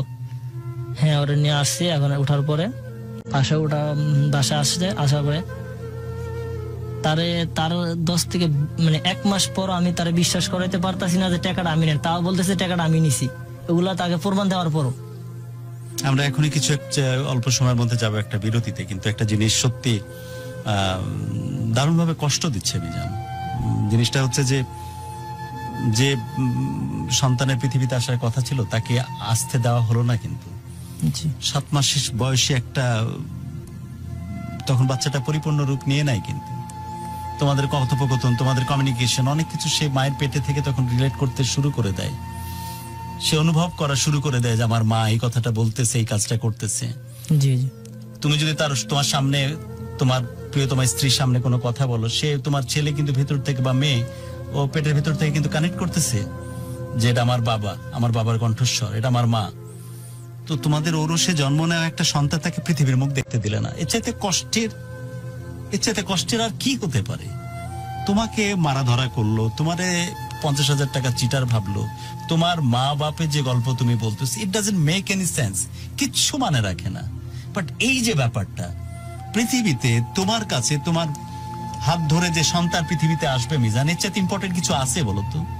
কিছু আছে পৃথিবীতে নাকি তোমার সাথে এর চাইতে ইম্পর্টেন্ট কিছু মনে হয়? জি না। এই বিষয়ের চাইতে ইম্পর্টেন্ট কিছু আছে মনে হয় তোমার কাছে? জি না। তুমি যেমন বলতেছো তোমার বাবা তোমার জন্য পাগল হয়ে চলে যাচ্ছে, অত্যাচারিত হতে পারে, অপমানিত হতে পারে, জেনেও মেয়ের বাড়িতে তোমার জন্য কথা বলতে তোমার মা চলে যাচ্ছে। সেম গোস টু ইউ না? যে তোমার যে সন্তানটা তোমার কোলে এসে এতদিন লাফালাফি করার কথা ছিল, সে সন্তানটা 7 মাস বয়সে একটা ভ্রূণকে এভাবে হত্যা করে ফেলা, এভাবে পৃথিবীর আলো না দেখতে দেওয়া, এটা অসম্ভব কষ্টের মিজান। কিভাবে এই মেয়েটি এটা করতে পেরেছে? কেমনে সম্ভব? এটা ভালো হয়নি, এটা ঠিক হয়নি, এটা অন্যায়ের চূড়ান্ত। মিজানের জীবনের ঘটনা যত শুনতেছি তত মনে হচ্ছে যে অবশ্যই আসতেছে শরীর নীলাভ রং ধারণ করতেছে, আর কতগুলো রং নিয়ে আসতে পারে তার জীবন, তার ভালো লাগা, ভালোবাসা, সেগুলো আমরা জানবো ছোট্ট একটা বিরতির পর। প্লিজ আমাদের সাথেই থাকুন। ভালোবাসার বাংলাদেশ। আসলাম বিরতির পর, আমরা কথা বলছিলাম আপনার সাথে মিজান। জি মিজান, আপনি বলছিলেন আপনার স্পেশালি আপনার বাচ্চার কথা, এবং অফ ইয়ারেও যখন কথা হচ্ছিল আপনি অসম্ভব কষ্ট পাচ্ছিলেন বাচ্চাকে ঘিরে, যে আমার প্রায় 7 মাসের বাচ্চা যেটা পরিপূর্ণতা পেয়ে যায়, পরিপূর্ণতা লোপ পায়, সেই বাচ্চাটাকে আমাকে দেখার সৌভাগ্য হলো না। যে বাচ্চার পৃথিবীতে আসার কথা ছিল, যে বাচ্চার পৃথিবীর আলো বাতাসে বড় হওয়ার কথা ছিল, নিঃসন্দেহাতীত ভাবে প্রেম করুন আর বিয়ে করুন আর যাই করুন, নিঃসন্দেহাতীত ভাবে বাবা হওয়ার যে ভালো লাগা, বাবা হওয়ার যে আকাঙ্ক্ষা, বাবা হওয়ার যে তীব্র বাসনা, সেটা তো সবসময় মনের মধ্যে ধারণ করতে আপনি, সেখান থেকে আপনাকে হঠাৎ করে ছিটকে পড়তে হলো। আপনার জীবন বিপন্ন, যে আপনাকে যে কোনো সময় হয়তো আপনাকে মেরে ফেলতে পারে শ্বশুরবাড়ির লোকজন, যেভাবে তারা উদ্যোগ গ্রহণ করেছিল একবার আপনাকে মেরে ফেলার জন্য, যেমনটা আপনি বলেছেন। এবং সেই সাথে সবচেয়ে দুঃখজনক পার্ট সেটি হচ্ছে যে ফাইনালি আপনার বউকে তো আপনি আবার ঘুরিয়ে নিয়ে আসতে পেরেছেন আপনার পরিবারে, কিন্তু সবচেয়ে বড় যে ক্ষতিটা হয়ে গেছে 7 মাসের আপনার সন্তান, সেই সন্তানকে অ্যাবর্শন করানো হয়েছে, যেটা এই পর্যায়ে অ্যাবর্শন করাটা কত বড় অমানবিক, কত বড় অনৈতিক, যেটি বলার অপেক্ষা রাখে না। তো এই কষ্ট দারুণভাবে আপনাকে তীব্রভাবে করে করে খাচ্ছে। বাবা হওয়ার যে স্বপ্ন, বাবা হওয়ার যে তীব্র বাসনা, সেখান থেকে আপনি ছিটকে পড়েছেন। এবং মানুষ জামাই আদর পাইতে চায়, আপনার জন্য এমনই হয়েছে যে আপনার শ্বশুর শাশুড়ি সব পরিবারের সমস্ত মানুষজনের কাছে আপনি এমনই চোখের বিষ যে আপনাকে তারা পারলে যেন খুন করে ফেলে যে কোনো সময়, যেমনটা আপনি বলছিলেন। সো এই হচ্ছে অবস্থা।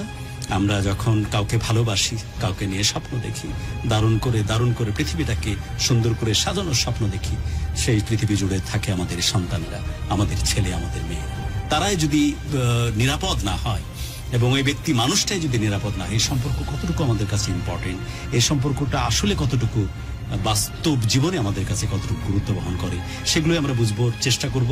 শেষ ধাপে আছি আমাদের অনুষ্ঠানে, তারপরে আমরা ফিরে যাচ্ছি আবার মিজানের কাছে। মিজান, তারপরে এই ঘটনা ঘটার পর থেকে আপনার কি অবস্থা? ঘটনার পরে তো ওর বেবি পালানোর পর কথা হয়েছিল, ওর নিয়ে আসছে। ওর যখন জিজ্ঞাসা করছিলাম যে কেমনি ওগুলা বলা হয়েছিল, আমার কাছে স্বীকার করে না যে ওর আম্মা এগুলা করাইছে। আমার কাছে স্বীকার করে না, পরে আমি একটা পর্যায়ে জানতে পারছি। জানার পরে আমার ফ্যামিলি তারপর আবার বলছিল যে বাসায় উঠাবে না, এগুলা নিয়ে অনেক কিছু হয়েছে। এখন শেষ পর্যায়ে এমন একটা পর্যায়ে আসতেছে যে ওর যে কোনো টাইম নিয়ে যাবে, আমার কাছ থেকে যে কোনো সময় নিয়ে যাবে, নিয়ে হয়তো অন্য জায়গায় বিয়ে দিবে। তাদের যত টাকায় খরচা লাগুক সমস্যা নেই, ওরা অন্য জায়গায় নিয়ে সারা নিয়ে অন্য জায়গায় বিয়ে দিবে। তাদের মূল্যের চিন্তা হলো এটা আর কি। এখন আপনি নিজে কিভাবে জীবনটাকে দেখছেন? আমি তো ভয়ভীতিতে থাকি সব সময়। আমি তো সবসময় ভয়ভীতি, কোন সময় কিভাবে কি করতে পারবো। ওদের দিয়ে সব সম্ভব, ওদের দিয়ে সবই সম্ভব। যে আরো অনেক কিছু করতে পারে, যেটা করছে তো আর অনেক কিছু করতে পারে। এমনকি এখন আমার কাছে নিয়ে যান, আমার ওয়াইফ 8 মাসে প্রেগনেন্ট। আমি যে এখনো আমার ও বাসা যাই, এই ঘটনা যদি আবারও পুনরাবৃত্তি হয়, যেভাবে আপনার 7 মাসের বাচ্চাটাকে মেরে ফেলা হয়েছে, আবারও যদি এমন কিছু হয়, আমি তো এটা নিয়েই তো ভয়ে আছি। এটা নিয়ে আমি ভয়ে আছি যে আবার যদি সমস্যা, এই গত 8 থেকে 10 দিন যায়, আমি খুব ভয় ছিলাম। আমি রাত্রে ঘুমাইতে পারি না ওদের বাসায় দিয়ে, যদি আবার এই কাহিনী আবার এই শিশু না আবার আগেরটা যদি করা হয়, এটার জন্য সব সমস্যা হচ্ছে এটাই। বাচ্চাটাকে মিস করেন? প্রথম যে বাচ্চাটা, জি অবশ্যই, আমি অবশ্যই মিস করি। এখন তো ওর 1 বছর বয়স থাকতে।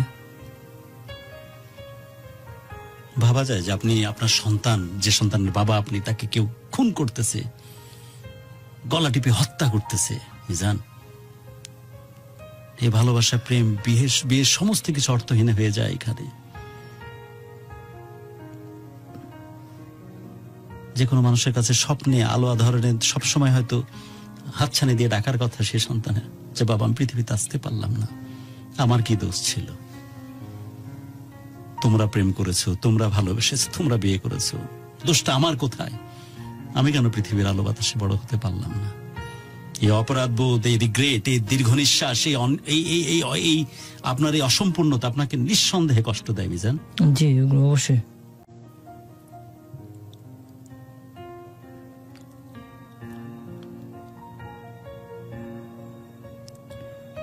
এখন সম্পর্কটা এমন একটা জায়গায় পড়ছে যে ওরা তো মেনে নেয় না। আমি চেষ্টা করছি যে আমাকে মেনে নেয়।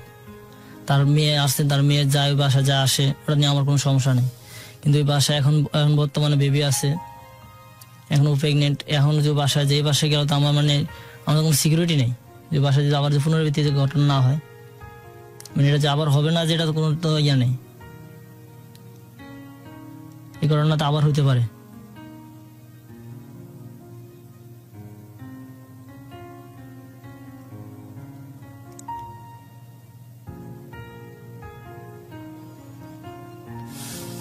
যতদিন দিন থেকে আপনি ভালোবাসার জিনিসটাকে বুঝতে শিখেছেন, ততদিন থেকে আজ অবধি এত কিছুর পরে কেমন আছেন আপনি সব মিলিয়ে? এই প্রেম, এই ভালোবাসা আপনার জীবনে কেমন রং নিয়ে এসেছে? আমি ওকে নিয়ে ভালো আছি, কিন্তু ওর ফ্যামিলি নিয়ে না। সব মিলিয়ে ভালো নেই। কারণ ভালো থাকা আমার যে জিনিসটা, ওটাই তো আমার নিয়ে গেছে। ভালো থাকা যে জিনিসটা আমার ছিল, ওটা তো আমার প্রথম নিয়ে নিছে। আমাকে মারছে, ওটা নিয়ে সমস্যা নেই, যে আমার 7 মাসে বেবি নষ্ট করছে।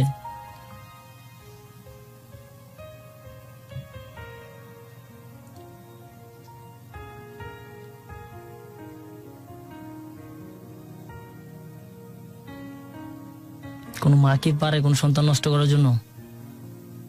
পারা উচিত না। তাও নিজের মেয়ের সন্তান।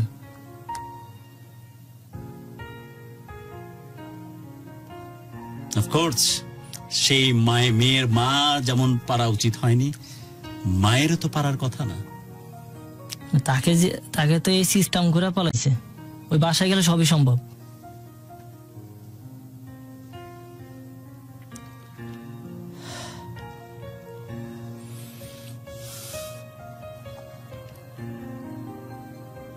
এই প্রেক্ষিতে কি বলার আছে আমার জানা নেই। আপনারা দেখছেন আমাদের সাথে ভালোবাসার বাংলাদেশ ঢাকা FM 90.4 এবং সবচেয়ে বড় যে কথা সেটি হচ্ছে যে আমরা যে জিনিসটা বারবার আপনাদের কাছে বলবার চেষ্টা করতেছিলাম যে এখানে আমি রাত্রে প্রোগ্রাম করতেছি। ও বাই দ্য ওয়ে, আপনারা আমাদের পোস্টটি শেয়ার করুন, ভালোবাসার বাংলাদেশের কথা জানান দিন, সব জায়গাতে ছড়িয়ে যাক যেটি ছিল, এবং আমরা সেটিও আশা করি যে এই ভালোবাসার কথা এবং এই মহব্বতের কথা সব জায়গাতে ছড়িয়ে যাক। কিন্তু কোন ভালোবাসার গল্প আপনাদেরকে বলি বলুন তো? কোন প্রেমের উপাখ্যান আপনাদেরকে শোনাই? পৃথিবীতে কোনো কিছু ইম্পর্টেন্ট হোক অথবা না হোক, পৃথিবীতে কোনো ভালোবাসা থাকুক অথবা না থাকুক, সবচেয়ে ইম্পর্টেন্ট হচ্ছে কোনোভাবে আমাদের ভালোবাসার এই জায়গাগুলোকে যেন আমরা এলোমেলো না করে দিই। এবং এই যে এখানে প্রোগ্রাম করতে আসছে, আমি বিশ্বাস করুন এই লকডাউনের মধ্যে প্রায় কয়েক ঘন্টার পথ আমি একরকম প্রশাসনের সাথে চোর পুলিশ খেলার মতো করে লুকোচুরি করে আপনাদের কাছে হাজির হই এ ধরনের ভালোবাসার মানুষের গল্প, তাদের কথা রিপ্রেজেন্ট করার জন্য। আবার রাত বিরাতে আমাকে ফিরে যেতে হয়। আমার মনে পড়তেছে যে বহুকাল আগে এভাবে আমি প্রোগ্রাম কন্টিনিউ করতাম, সেই ঘটনার পুনরাবৃত্তি আবারও ঘটছে। কিন্তু বিশ্বাস করুন বাড়িতে যখন ফিরে যাই, যেহেতু করোনাকালীন সময়ে পরিস্থিতি খুবই ভয়াবহ, নিজেকে আগে ঠিকভাবে আমি প্রস্তুত করে নিই, পর্যাপ্তভাবে স্যানিটাইজ করি নিজেকে, পুরো শরীরকে আমি স্যানিটাইজ করার চেষ্টা করি, লাইক আমাকে স্প্রে করা হয় গোটি শরীরে, তারপর গরম পানি দিয়ে গোসল করি। কারণ আমি তখনই প্রস্তুতির এই কারণে নিই, রাত 3:30-4টা বাজে আমার বাসা পৌঁছাতে। এখান থেকে ফিরে যখন যাই বাসায়, প্রায় বললাম যে কয়েক ঘন্টার ড্রাইভ নিয়ে আমাকে ফিরে যেতে হয় বাসাতে। 3:30-4টা পর্যন্ত আমার বাচ্চাটা জেগে থাকে এবং ওর একটাই চাওয়া, আমার সাথে যে খুব বেশি সময় সে ওখানে স্পেন্ড করে তা কিন্তু না, সে জাস্ট ওয়েট করে আমার আসার জন্য, আমাকে এক ঝলক দেখা, কই ছিলি, রাগে এরকম করে, যদিও বাবাকে কখনো তুই তোকারি করা উচিত না। তারপর আস্তে আস্তে রাগটা যখন থামে, তখন কই ছিল আব্বা, তুমি কোথায় ছিলা বলে আমাকে জড়িয়ে ধরে, অনেকক্ষণ ধরে আমার গায়ের গন্ধ নিতে থাকে। আমি তো তেমন অভিশপ্ত বাবা হওয়া উচিত না যে আমার বাবার ছেলে যখন আমার শরীরের গন্ধ নিচ্ছে, সে গন্ধের সাথে করোনাকালীন সময়ের করোনার কোনো জীবাণু যেন আমার শরীর থেকে আমার ছেলের কাছে ট্রান্সফার না হয়ে যায়। ততক্ষণ জেগে থাকে, কিছুক্ষণ আমাকে জড়িয়ে ধরে, আমার শরীরে গন্ধ নিতে থাকে, কিছুক্ষণের মধ্যে ঘুমিয়ে পড়ে। পৃথিবীতে কোনো সম্পর্ক সঠিক হোক অথবা না হোক, ভালোবাসা প্রেম টিকুক অথবা না টিকুক, মহব্বত এশকের দেওয়ানা ব্যাপারগুলো মানুষের মধ্যে থাকুক অথবা না থাকুক, কিন্তু এটা খুবই খুবই ইম্পর্টেন্ট যে আমাদের সন্তানদের সাথে যে সম্পর্ক, বাবা মায়ের যে রিলেশনশিপ, সেই জিনিসগুলোকে আমরা যেন একেবারে অর্থহীন না বানিয়ে ফেলি। যেটা মিজানের ক্ষেত্রে ঘটেছে, যে তার সন্তানকে কাছ থেকে দেখার সুযোগ হলো না, তার সন্তানকে ছুঁয়ে দেখতে পেল না, সে এই কষ্টের সাথে কোনো কিছুর তুলনা চলে না। এগুলোর সাথে যারা আমরা এ ধরনের কাজের সাথে জড়িত, যাদের হাত ধরে এ ধরনের অভিশপ্ত দৃশ্য তৈরি হয়, তাদের উপরে অনেক অনেক খেদ আমার। প্লিজ আপনারা নিজেদেরকে শুধরে নিন। আপনারা এমন প্রেম ভালোবাসায় জড়িয়ে যাবেন না যেটার কোনো রকম পরিচয় দিতে পারবেন না, যে কারণে 11th আওয়ারে আপনাদেরকে সেই ভ্রূণটাকে নষ্ট করে দিতে হয়। কারণ যে সন্তানটি আপনার পেটের মধ্যে লালন পালন হচ্ছে, যারা আপনার ঔরসে সন্তান জন্ম নিচ্ছে, তারা কোনো দোষ করেনি, তারা ডিজার্ভ করে এই সুন্দর পৃথিবীতে আসাটাকে। আপনি হয়তো আপনার পাপাচার, আপনার নিজের ইমেজটাকে বাঁচানোর জন্য তাকে হয়তো শেষ করে ফেলতেছেন। এই কাজগুলো ঠিক না। এই জিনিসগুলো থেকে আমরা একদম দূরে সরে যাই, এই ঘটনার জন্য কোনোভাবেই পুনরাবৃত্তি আর না ঘটে। আমরা ভালোবাসার বাংলাদেশ ঢাকা FM 90.4 এর এই আয়োজন থেকে সবার কাছে প্রার্থনা জানাই। অফকোর্স আমরা আশা করি যে আমাদের পোস্ট আপনারা বেশি বেশি করে শেয়ার করুন। আমরা যেমনটা কথা দিয়েছি, লকডাউনের কারণে অনেক সময় হয়তো আমরা আমাদের প্ল্যান অনুযায়ী যতটা যে সবচেয়ে বেশি পোস্ট শেয়ার করছে, তাদেরকে একটা প্রোগ্রাম হয়তো আমরা মিস করেছি নিতে। নিঃসন্দেহাতীতভাবে নেক্সট প্রোগ্রামে সর্বোচ্চ পোস্ট যিনি এই প্রোগ্রামে শেয়ার করছেন তাকে আমরা নিয়ে নিব। এবং গত প্রোগ্রামে আমরা সর্বোচ্চ প্রোগ্রামে যিনি আমাদের পোস্টটি শেয়ার করেছিলেন তাকে আমরা নিয়েছি। আপনাদের প্রত্যেকটি কমেন্টস এবং লাইক আমাদের কাছে অনেক বেশি মিন করে, এবং অফকোর্স আপনাদের প্রত্যেকটা কমেন্টস পার্সোনালি আমি নিজে নিজে পড়ে পড়ে দেখি। আমরা অনুষ্ঠানের শেষের দিকে চলে যাচ্ছি। অনুষ্ঠানের শেষ মুহূর্তে আপনার প্রিয়তমা স্ত্রী, আপনার ভালোবাসার মানুষকে উদ্দেশ্য করে যদি কিছু বলার থাকে, আপনার ভালোবাসার এই মানুষটা আপনার স্ত্রীর যে পারিবারিক যাদের সাথে সম্পর্ক, তার বাবা মা, স্পেশালি আপনার শ্বশুর শাশুড়ি এবং তাদেরকে উদ্দেশ্যে কিছু যদি বলার থাকে, আমাদের প্রোগ্রাম সবার কাছেই পৌঁছে যায়, তারা হয়তো শুনবে। একদম শেষ 5-7টা মিনিট আপনার জন্য আমি দিয়ে দিচ্ছি। আপনি মন খুলে তাদের কাছ থেকে যা চাওয়ার চেয়ে নিন, যাতে করে কখনো আল্লাহ না করুক যদি আবারও কোনো দুর্ঘটনা ঘটে, বা আপনার উপরে যদি জান নেয়া কোনো রকমের হামলা হয়, বা আপনার প্রাণনাশের কোনো ঘটনা আবারও ঘটে, তাহলে ধরেই নিব যেটার পিছনে হয়তো তাদেরই হাত আছে, যেমনটা আপনি এখন বলছিলেন। সো আমাদের এই প্রোগ্রামটা আর্কাইভ হয়ে থাকলো, ইট ইজ সেলফ একটা ডকুমেন্টারি আপনার জীবনের, যাতে করে চাইলেও কেউ আপনার উপরে এ ধরনের ঘটনা না ঘটাতে পারে। যদি মনে মনে ভেবেও রাখে, তারা যেন এই ধরনের ঘটনা ঘটানোর সাহস না পায়। সেই কারণে আজকের প্রোগ্রামটা আপনার জন্য অনেক বেশি ইম্পর্টেন্ট, যেহেতু আজকে বহু মানুষের কাছে আপনি জানিয়ে দিলেন যে আপনি প্রতি মুহূর্তে একটা ট্রমার মধ্যে, একটা ভয়ের মধ্যে দিয়ে যায় যে আপনার জীবনটাকে আবার কেউ শেষ না করে ফেলে। এটাই তো শেষ মুহূর্তে 5 মিনিট শুধুই আপনার যা বলতে চান। আপনার চলে গেছে যে সন্তান, তাকে উদ্দেশ্য করে, যে সন্তান আসছে তাকে উদ্দেশ্য করে, আপনার প্রিয়তমা স্ত্রীকে উদ্দেশ্য করে, এন্ড অফ কোর্স তার বাবা মাকে উদ্দেশ্য করে। প্লিজ বলুন। তার বাবা মার উদ্দেশ্যে একটা কথাই বলা, যে আমি তো তার কাছে টাকাও চাই না, পয়সাও চাই না, ঠিক আছে? আমি সেই সম্পর্কটা যে মানে নি, ও সম্পর্কটা ওনার মেয়েকে মেনে নিছে, আমাকে মেনে নিতে হবে না। মেয়েকে মেনে নিছে, ওটা আমার কোনো প্রবলেম নাই, কিন্তু আমার যে সন্তানটা নষ্ট করছে, এটা কিন্তু জবাব আমি এখনো পাইনি যে কি কারণ হয়েছে। এখন আমার বর্তমানে আমার ওয়াইফ প্রেগনেন্ট, ওই বাসায় গেলে তো আমি অনেক সিকিউরিটি পাইতেছি না যে আমি কিভাবে দেবো। আমি যে একটা সন্তান না, আমার পৃথিবীতে আসলো, আসার পর যে ওই সন্তান পাঠানোর পর আমার সন্তান যে কিছু করবে না, এটা গ্যারান্টি আমাকে কে দিবে? আমি কিভাবে ওর কাছে যাইতে দিব? ওর সাথে করে যে আমার সন্তান নিয়ে পাঠাবো ওদের বাসায়, কার কাছে পাঠাবো আমি? মানে আমি এই সিকিউরিটি পাইতেছি না এখন, যে পরে কিছু করবে কিনা। আর আমার ওয়াইফ সম্বন্ধে আমি একটা কথাই বলতে চাই, ও খুবই ভালো মানুষ, ও খুবই ভালো মানুষ। মানে ওর ওয়াইফ লায়লা না নাম? জি জি। ওকে উদ্দেশ্য করেই বলেন, সে তো শুনবে। ওর কোনো চাহিদা লায়লা নাম ধরেই বলেন, আমাদেরকে বলতে হবে না। লায়লাকে উদ্দেশ্য করে চাহিদাই নাই, যে একটা মানুষের চাহিদা থাকতে পারে না, কোনো চাহিদা নাই, যে একটা মানুষের চাহিদা থাকে অনেক কিছু পাওয়ার আছে। আম্মু যে ফ্যামিলির থেকে আসছে, আমি যে ফ্যামিলি, তাহলে যদি ওর কোনো চাহিদা থাকে তাহলে চলে যেত। ওর কোনো চাহিদা নাই, চাহিদা না থেকে আসছে আমার কাছে রয়েছে। আমি কিন্তু সবকিছু দিতে পারি না, তারপর আমার কাছে আছে। কিন্তু ওর ফ্যামিলি গুলা কি জন্য করতেছে, এখন তোর ফ্যামিলি জানে এগুলা। ও তো যাবে না আমার কাছ থেকে। আর ওরা যদি নেওয়ার ইচ্ছাই থাকতো তাহলে আরো 3 বছর আগে নিয়ে যাওয়া হইতো। কিন্তু এই যে কিছুদিন পর পরে ঘটনা ঘটলো, আমার ফ্যামিলির তো কোনোদিনও সম্মান দিয়ে কথা বলে না। কিন্তু আমি যে কখনো ভুলে ফোন দিয়ে যে কোনো কারণে যে বাসায় সমস্যা আছে, তাহলে সমস্যাটা ফোন দেবে না, কোনো সম্মান দিয়ে কোনো কথা না। আমাকে কেউ চেনে না, কার কাছে থাকে। ওনার মেয়ে যে আমার কাছে থাকে আমাকে চেনে না, আমাকে ফোন দিয়ে বলে যে তুমি পাঠাই দিও। কাকে পাঠামো, কার কাছে পাঠামো?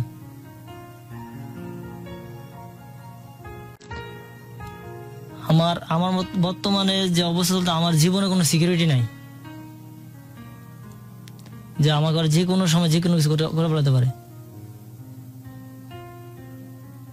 মিজান, মনে পড়ে যে ফার্স্ট ইয়ারে প্রথম যখন ভর্তি হলেন ওই কলেজে, বাইপাইলের যে বড় বাউন্ডারি দেওয়া যে কলেজটা, যেখানে আপনারাই ঢুকতে পারেন, আর কেউ পারে না, আণবিক কলেজ, রাইট? জি জি। মনে পড়ে যে প্রথম নবীন বরণ অনুষ্ঠানে যে মেয়েটিকে দেখেছিলেন, অসম্ভব সুন্দর একটি মেয়ে, গোল প্রকৃতির মুখ, জি, মুখটা দেখতে অসম্ভব মিষ্টি। কি সুন্দর কি অসুন্দর তা জানি না, মুখটা মিষ্টি, রাইট? যেমনটা বলছিলেন, চুলগুলো অনেক বড় বড়, রাইট? একটু স্বাস্থ্যবান। জি। তারপরে আপনারা কম্পিটিশন করলেন যে না, কে সবচেয়ে বেশি, আগের বেঞ্চটাতে আমাকেই বসা লাগবে। যদিও বুঝতে পারেননি, দ্বিতীয় বেঞ্চে বসেছিলেন এবং কর্নারে বেঞ্চটাতে বসেছিল ওই মেয়েটি, আড়ালে আবডালে বারবার দেখছিলেন। তারপর প্রথম চোখে চোখ রাখা, মনে পড়ে বাথরুম থেকে দুইজন ওয়াশরুম থেকে বের হচ্ছেন, বের হওয়ার সময় হঠাৎ সাইড প্রোফাইল দুইজনকে দেখলেন। কি অদ্ভুত মিষ্টি এবং কি চমৎকার মুহূর্ত ওগুলো। তারপর মেয়েটি পরীক্ষা দিচ্ছে, আপনি পরীক্ষা দিচ্ছেন, সে যেখানে কোচিং এ ভর্তি হচ্ছে আপনি ভর্তি হচ্ছেন। কি চমৎকার মুহূর্ত। মেয়েটির নেশায় পাগল হয়ে গেলেন আপনি, অদ্ভুত নেশা। এ ভালো লাগার, এই প্রেমের কোন রকমের কোন তুলনা চলে না। কি অদ্ভুত রকমের নেশা, যে নেশায় পাগল হয়ে আপনি পড়ালেখার দিকে তাকাতে ভুলে গেছিলেন, প্রত্যেকটা সাবজেক্টে ফেল করলেন, একজন মাত্র ব্যক্তি যে সবগুলো সাবজেক্টে ফেল করলেন, জি কিন্তু একটা পরীক্ষা ঠিকই পাশ করলেন। যে মানুষটিকে একদম দিব্য জ্ঞান মনে করে, যে লাইলা বা লাইলিকে মজনু, আরে আপনার নাম কি মিজান? একটু চেঞ্জ করে ফেলি, লাইলা না লাইলিকে, মিজান না মজনু হয়ে পাগলের মতো ভালোবেসেছিলেন, সেই লাইলিকে, যেমন আমার একটা গল্প এরকম প্রচলিত আছে যে কেউ একজন নামাজ পড়তেছেন, তার সামনে দিয়ে একজন লোক চলে গেছে, তো নামাজ শেষ করে ওই ভদ্রলোকটাকে চার্জ করতেছেন, নামাজি ওই ব্যক্তি চার্জ করতেছেন যে তুমি কেমনে আমার সামনে দিয়ে নামাজ পড়া অবস্থা আমি আছি তুমি দেখতেছো, তারপর তুমি আমার সামনে দিয়ে গেলে কেমনে? তখন সেই ব্যক্তিটা বলতেছে যে তুমি কোন খোদার ধ্যানে পাগল আছো? খোদা তো অনেক বড় ব্যাপার, যার সাথে প্রেম না ভালোবাসা না এশকের সম্পর্ক থাকে। আমি আমার লাইলির প্রেমে এতখানি মগ্ন হয়ে আছি, আমি তো খেয়ালও করিনি যে আমার সামনে কে বসে নামাজ পড়তেছে। আর তুমি খোদার আরশের সাথে কানেক্টিভিটি তৈরি করতেছো। আমাদের জন্য নামাজ তো মিরাজের মতো, রাইট? আল্লাহর আরশের সাথে সরাসরি কানেক্টিভিটি তৈরি হবে। তো তুমি সেই খোদার আরশের সাথে মিরাজ করতেছো, তো আমাকে চোখে পড়লো কেমনে যে আমি তোমার সামনে দিয়ে গেছি? আমার তো খেয়াল হয়নি, আমার তো চোখে পড়েনি, আমি যেভাবে আমার লাইলির প্রেমে পাগল হয়ে আছি।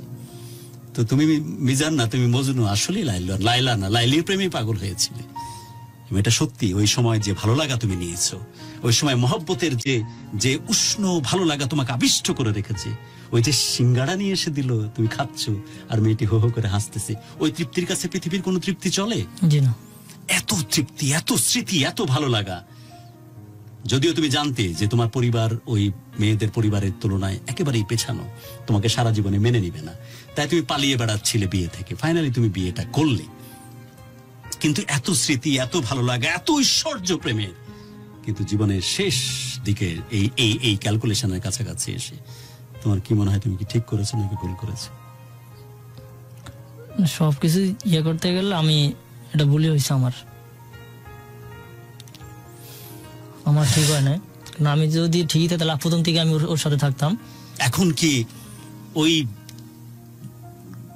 21-22 বছরের, মানে এখন তোমার কত চলতেছে বয়স? এখন 24 চলতেছে। 24, আর ওখানে 21-22 ওই সময় কত, রাইট? জি, ওখানে 18 ছিল, তখন 18, আর তুমি 21-22। তোমার এখন কি ওই তৃপ্তিগুলো ওইভাবে কাজ করে, নাকি ওর মধ্যে কিছু দীর্ঘ নিঃশ্বাস ফের চলে আসে? দীর্ঘ নিঃশ্বাস অবশ্যই আসে। ওইভাবে কি কাজ করে? ওই সিঙ্গাড়ার স্বাদ, ওই টেস্ট তোমার ব্রেনের মধ্যে কি একই সুখানুভূতি দেয়? ওগুলো ভাবতে গেলে এখন খুবই ভালো লাগে। দুই দিনগুলো ঠিক ছিল, কিন্তু এত আগান দরকার ছিল না, ওগুলো বারবার দরকার। আগে যেমন তৃপ্তি পেতে, সেই তৃপ্তি কি পাও? ওই যে কোচিং পড়তে গিয়ে যেখানে যে কোচিং এ ভর্তি হবে তোমার সেখানেই যাওয়া লাগবে, আর চান্স পাইলে পা দিয়ে ওর পায়ে একটু ঠলা দেওয়া লাগবে। করতা নাকি এরকম?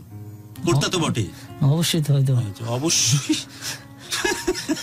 সবাই করে কিনা জানেন, তুমি করতা, তাই তো? এটা আমি আন্দাজ থেকে বললাম। আন্দাজ থেকে কেন বললাম? আমি কি করতাম, যাক মানুষ করে এরকম, পায়ে আসতে করে টোকা দিতে, রাইট? জি। তখন এগুলো করার সময় যেরকম ভালো লাগা কাজ করতো, তারও কিছুদিন পরে যেমন ভালো লাগা ভেবে কাজ করতো। এখন কি করে? না, এখন করে না। ভাইরে, যারা পাগলা হয়ে গেছিস তাদের উদ্দেশ্যে একটা কবিতা বলতে বলতে এখন বাড়ি চলে যাও। ভাবিস না অনেকেই এভাবে তুই তোকারি করতেছে আদরে, যারা এই ধরনের প্রোডাক্ট হিসাবে আছিস, যে ওর ভালোবাসা পাইতেই হবে, ওর ভালোবাসা না পাইলে জান দিয়ে দিব, আমার জান পরাণ ময়না পাখি সব।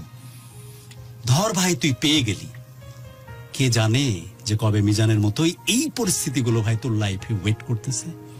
মিজান যেমন আজকে এসে বলতেছে যে আমার আর ওইগুলো ভাবিও যখন অত তৃপ্তি কাজ করে না, কারণ এত কষ্ট ওই জিনিসটাকে আপন করতে গিয়ে।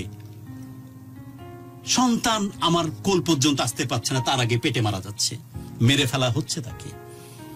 আমাকে খুন করার ব্যবস্থা করা হয়েছে, কোন রকমের জানে বেঁচেছি, ভবিষ্যতে বাঁচবো কিনা তার কোনো গ্যারান্টি নাই। তো যদি সত্যি সেই পাগলদের কথা বলছি, যারা এভাবেই পাগল হয়ে থাকো ছেলে মেয়েদের জন্য, মেয়ে ছেলেদের জন্য সুইসাইড করতে রেডি হও, নেশা করে নিজে শেষ করতে, তাদের উদ্দেশ্যে বলছি, বাপেরা আমার, বাপজান মনোযোগ দিয়ে দেখ, শোন ভাই, যদি হয়তো পেয়ে যাইতি, হু নোজ যে তোর কপালে মিজানের মতো অবস্থা ঘটতো রে ভাই। ও তোর মতো করে তার লাইলির প্রেমে মজনু হয়ে পাগল হয়েছিল, জীবনে কোনোদিন পরীক্ষার জন্য পাশ করতে পারতো না, ফাইনালি পেয়েও গেল, কিন্তু জীবনটা বিষময় হয়ে গেছে। সো প্রত্যেকটা জিনিসের মধ্যে একটা ব্যালেন্সিং খুব ইম্পর্টেন্ট, সুষম ব্যালেন্স একটা রিলেশনশিপ, নিজেকে ওই জায়গাতে তুলে নিয়ে যাওয়া, পাশাপাশি যদি ও নিজেকে ওইভাবে তুলে ফেলতো, নিঃসন্দেহে এই চেহারা হয়তো মিজানকে দেখতে হতো না। মিজান মানো কি মানো না? জি জি মানে শুধুই প্রেম, শুধুই পাগলামি, শুধুই নেশাগ্রস্ত হয়ে যাওয়া মজনুর মতো তা না হয়ে সে যদি একটু মিস্টার মিজানের মতো কর্পোরেটও হইতো প্রেম করার পাশাপাশি, তাহলে হয়তো এই ফ্যামিলি আজকে তাকে মেনে নিত। This is so important. তাই বলছি, ওই প্রেমিকের জন্য পাগল হওয়া বা প্রেমিক হয়ে প্রেমিকার জন্য পাগল হওয়া হয়তো পেয়েও গেলি, কিন্তু ভাই দিন শেষে রেজাল্ট অন্যরকম এরকমও হতে পারে। এখন আর ভাল লাগে না কিন্তু তার ওই মুহূর্তগুলোর কথা চিন্তা করে, ওই করিডোরে বসে গল্প করা, ওই যে টুলের মাঝখানে মেয়েটি বসে থাকতো, এটা দেখেই যে অসম্ভব ভালো লাগা, এখন কিন্তু ওইভাবে কাজ করে না, কারণ জীবন আর ভেতরের মনটাকে পিষিয়ে দিয়েছে। যাদের মধ্যে এরকম ভাবে নেশার মতো পাগল হয়ে আসিস ভাই, যে এর বাইরে কোনো পৃথিবী না, আমি মনে হয় আর বাঁচবো না একে ছাড়া, তাদেরকে বলতেছি এটার চাইতে অনেক বেশি ইম্পর্টেন্ট নিজেকে তৈরি করা, নিজেকে প্রতিষ্ঠার ওই জায়গাতে নিয়ে যাওয়া যাতে মানুষ তোমাকে রিগ্রেট করতে না পারে, রিফিউজ করতে না পারে, রিজেক্ট করতে না পারে। ছেলে এবং মেয়ে উভয়ের ক্ষেত্রে প্রযোজ্য। এখন হয়তো ভাবতেছো যে না, আমি এসব কিছু না, আমি শুধুই প্রেম করে যাব, মজনু হয়ে লাইলিকে ভালোবাসা, লাইলি হয়ে মজনুর মতো একদম ভালোবাসায় আসক্ত হয়ে যাব, আর আমি শুধু এরকম হয়তো কাব্য করব। এ ঘোর যেন কখনো না কাটে, নেশায় আমাকে নিয়ে এসেছে তোমার কাছে, আরো অনেক বেশি কাছে। তাই জীবনে চাই না তো কিছু, আর চাওয়া শুধু একটাই, এ ঘোর যেন কখনো না কাটে। তোমার সাথে কথা বলা, স্বপ্নে স্বপ্নে তোমার সাথে পা ফেলা, সব সময় ভাবনাতে তোমারই স্বপ্নে ভাবা। তাই চাওয়া একটাই, এ ঘোর যেন কখনো না কাটে। উদ্ভ্রান্ত আমি আজ সত্যি অনেক দামি, বহুকালের সাধনায় এই স্বপ্নে থাকা, কল্পনায় থাকা তোমাকে ছুঁয়ে ফেলেছি আমি। সত্যি জীবনে চাই না তো কিছু, আর চাওয়া শুধু একটাই, তোমারই ঘোর, তোমারই নেশা আমার যেন কখনো না কাটে। যারা এই জীবনের মধ্যে আছো, প্লিজ ফিরে আসো। ভালোবাসার সাথে সাথে নিজেকে প্রতিষ্ঠা করাটা অনেক বেশি জরুরি।